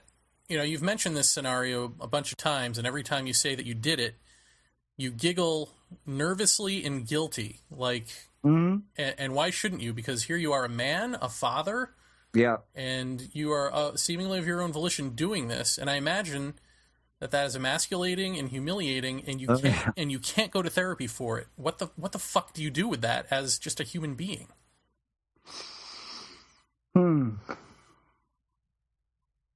I don't know, but I'll tell any experiencer out there that if you have a small child and you think that little child's involved in that kind of scenario happens to you, don't tell your wife. Never tell your wife. What did she do? Oh, she hit me. She didn't hit me. I mean, she pushed me. She's like, what the hell is wrong with you? I mean, I'm like, you don't seem to understand. This is not, I mean, if it was an intruder or, I mean, I've bitch slapped people for messing with my kid. I mean, literally. I've done that in crowded stores for screwing with my kid, bullying him or whatever. I mean, I've hit grown men for pulling shenanigans in that sense. But this is, you can't go into that room. I mean, that's it. And I always describe that voice, because I can't say that it was common or really common to, number one, hear that tinny voice sound. Like, I've heard it a few times, but it's not like I heard that all the time. But number one, not only was that startling and fearful, but number two, it was said in such a way as that it was almost like it was said behind gnashed teeth. It was said in that really angry school teacher way of, go sit down, that kind of, and you just felt like, here's really, I've over years of thinking about it, this is kind of the, I don't know if you call this metaphoric or just kind of my thought exercise in thinking about how did I allow something to do that to me, and how did I obey it, or how did I say, okay, I'll go sit in the chair. You got the definite impression, and it was not communicated. It was not anything visible. Nothing like that. You got the definitive feeling that to not listen would mean to just be completely like, welcome to oblivion. Because this is, you fuck with me and this is what you're going to get. I mean, it was that kind of, you could stand up to 10 really bad biker dudes in a bar before you'd ever, and that would be like completely out of the question for most of the population out there. This, I don't care if you weigh 110 pounds or 510 and you're a bodybuilder or a biker or a gang member. I don't care who you are. You will do absolutely, barring being told to do something bad, like go do this. I mean, you wouldn't do that. But in a situation where there's something there that is not, it's very hard to describe. Like, it's in the room with your kid. You don't know what it's doing, but somehow it's not going to take him away and it's not going to hurt him. But at the same time, you don't know what it is, and it's made you incredibly fearful throughout your life. And now, is it happening to your kid? Is this how it starts? Like, did it start for me at that age? And am I witnessing the continuance here? Is that what this is? Or is it strictly putting on a play for me that now I'm in the room with your kid? What are you going to do now? Was it, again, pushing my buttons to say, you're going to come through the door, or are you going to let me stand here with your kid and you don't know what the fuck I am? But to disobey it or to not do it, at the moment, you just feel like it could snap its fingers and you would cease to be. As dumb as that sounds, that's the doom-like feeling that I talk about sometimes, where you have this extreme sense of dread about what these things can do. Well, how do you deal with things? I mean, like that? Do you cry? Do you get emotional about things? Yeah, yeah. I mean, at the same time, and this is going to sound so fucked up to people, but as much as you're afraid of them, as much as it is so outside of the realm of your normal life, like friends and work and all that, and it's so there, it's so as present as all of that, and even more present in many ways, and you want to defend against it, and you want to, like, there's something about it that reminded me so much of what Ted said about recording the lights out in Arizona. Like, you're there and you're so overtaken that you forget to pick up the camera and collect the data. It's almost like that. It's almost like you know you should be doing something, but you're afraid of it, so you back off. But then again, there's something about it that you just know it's not really going to do something. It's not going to take your kid away. It's not going to threaten anything. But it's in there with your kid. But it's okay. But relax. But just sit down. You somehow you figure it can't do anything. I'm still here. It's not like you're trying to justify all this at one time, and you can't. You can't. It makes no sense to say there's something in the room with my kid and I wouldn't go in to find out what it's doing. But at the same point, I say, it's okay. Like, it wasn't okay, but something tells you it's okay. Like, it's all right. It's all right. You know, like, it's cool. Yeah, I'll sit down because I'm scared of you. So I'll sit down, and whatever you're doing in there is what you're doing. And it wasn't like the kid was screaming. He was cooing. I mean, so obviously it wasn't hurting him in any way, but what is it doing? There's something about this that it's got a very pacifying way about it that doesn't allow you to become so upset with what it's doing and how it challenges you. I don't know how to explain. I don't know how to verbalize that. I can't explain that. It's just a feeling that you have that once it's over, it was okay. And you should be angry and you should feel emasculated, you know.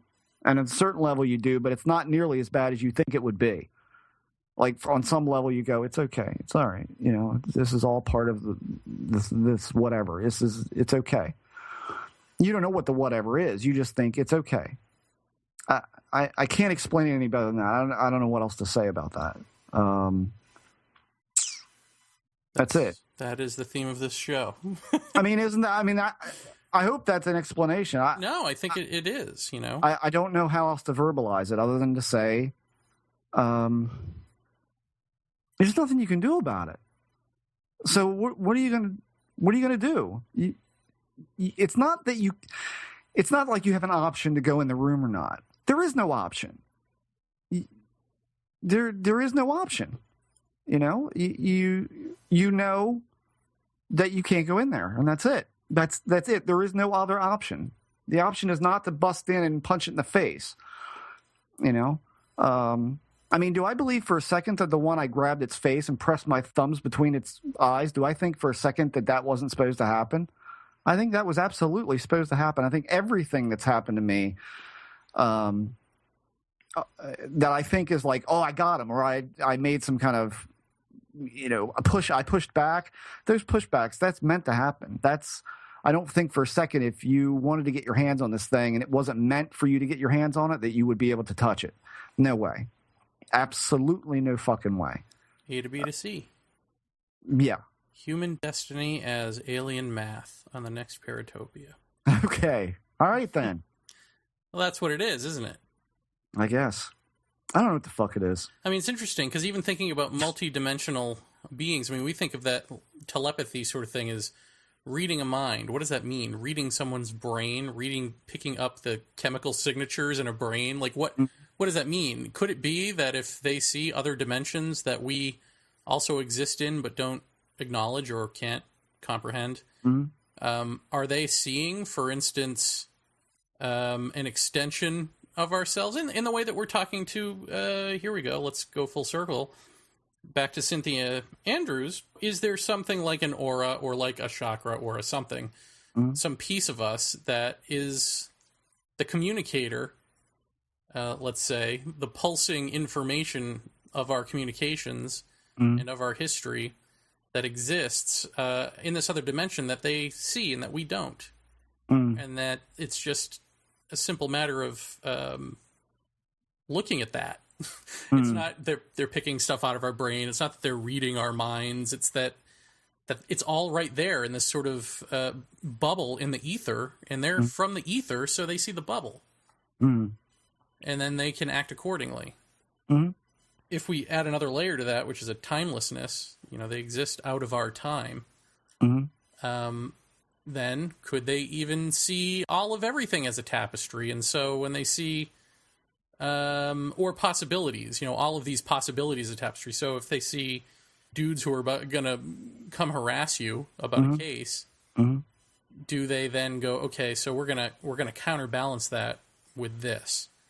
Because we pretty much know what the effect of that is going to be on young Jeffrey here.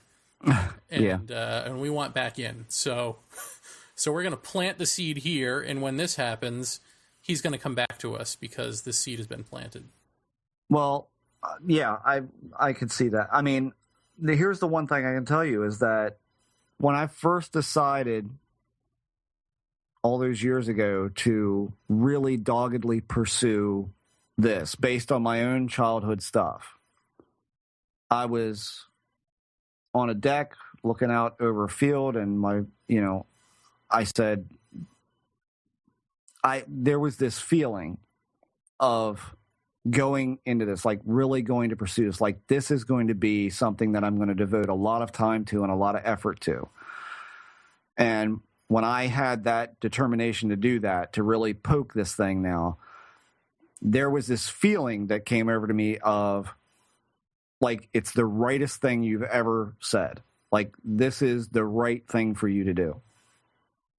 Now, I can't explain that, but there's never been a decision in my life that I've ever made before or since that I have said unequivocally, yes, I got this feeling of absolution of, yes, that is absolutely where you need to go.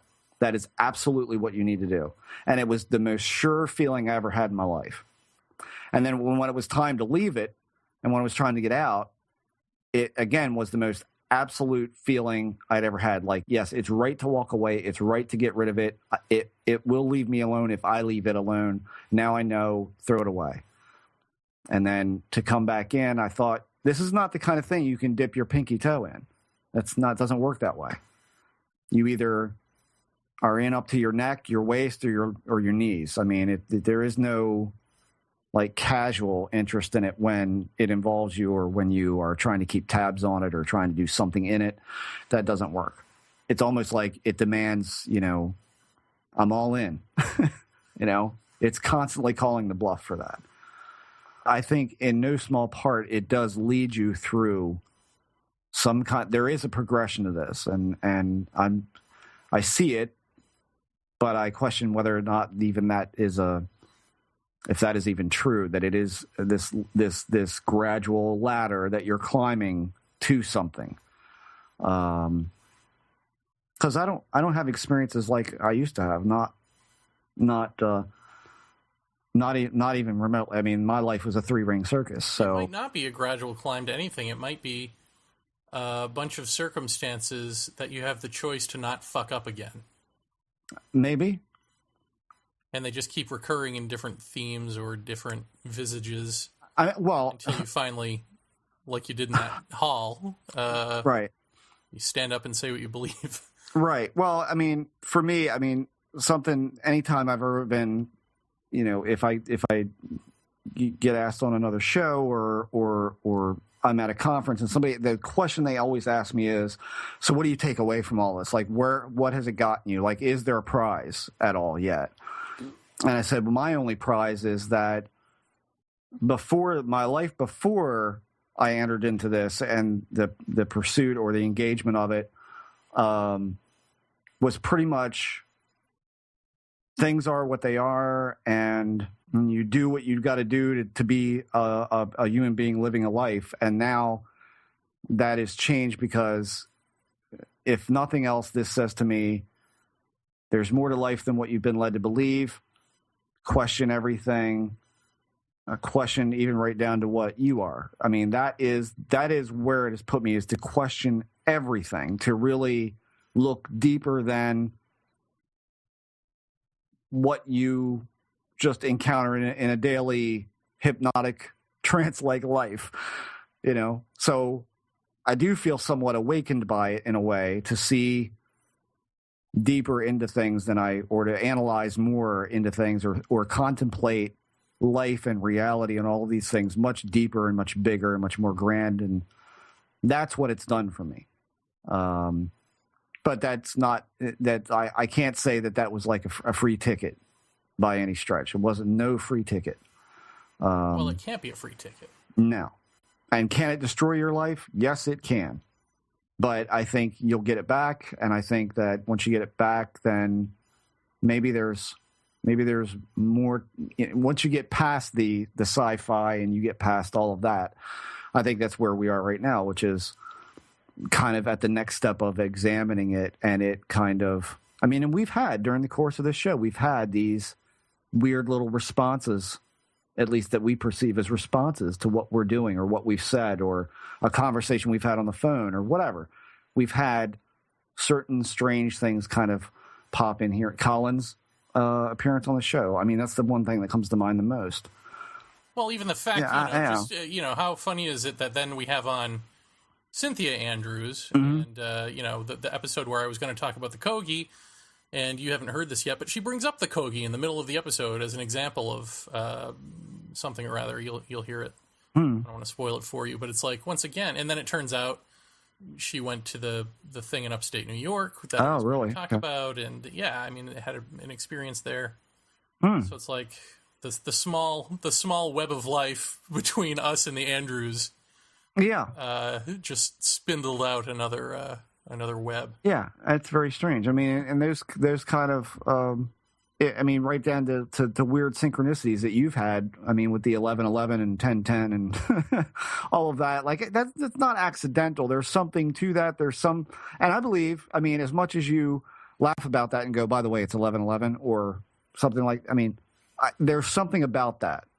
No, there's definitely no. I mean, I was thinking about this the other day. It's funny you mention that because, I looked up at the clock outside and it was like 4:44 or something. Like, Jesus. I mean, the thing about it is, and I think I said this on the show, that started happening the moment that I made a joke when it was 11:11 or one of those times, 10:10, whatever it was. I made a joke, because you make a wish, and my wish was, I don't want the next minute to ever happen. It was like something like that. I never want the next minute to happen. And it hasn't. Right. Yeah. I mean, I honestly think that if I look at a clock 10 times a day, 20 times a day, let's say 10. If I look at a clock 10 times a day, 8 of those 10 times is going to be that type of number, 444, 555. Right. That's beyond chance. I mean, and it's been like that for like the better part of a year, right? Right. Or more than a year? Probably more. I would say more. Yeah. I mean, how that can't be chance, and yet it's nonsensical beyond the cosmic joke of it. Yeah. Yeah. Well, here's where I'm going to make a little. I'm going to make a prediction, and anybody can take this for what it's worth. Everybody knows what I do at this point. So, for my son's graduation, my dad. Well, this past Christmas, he gave me a flag, and he said he was going to build me a flagpole. He's got this great flagpole at his house, and I wanted one, and so he made me one. And every day since I've got it, I go out in the morning, I put the flag up. Every night when I come home, I take it down. And every time I take it down, I look straight up.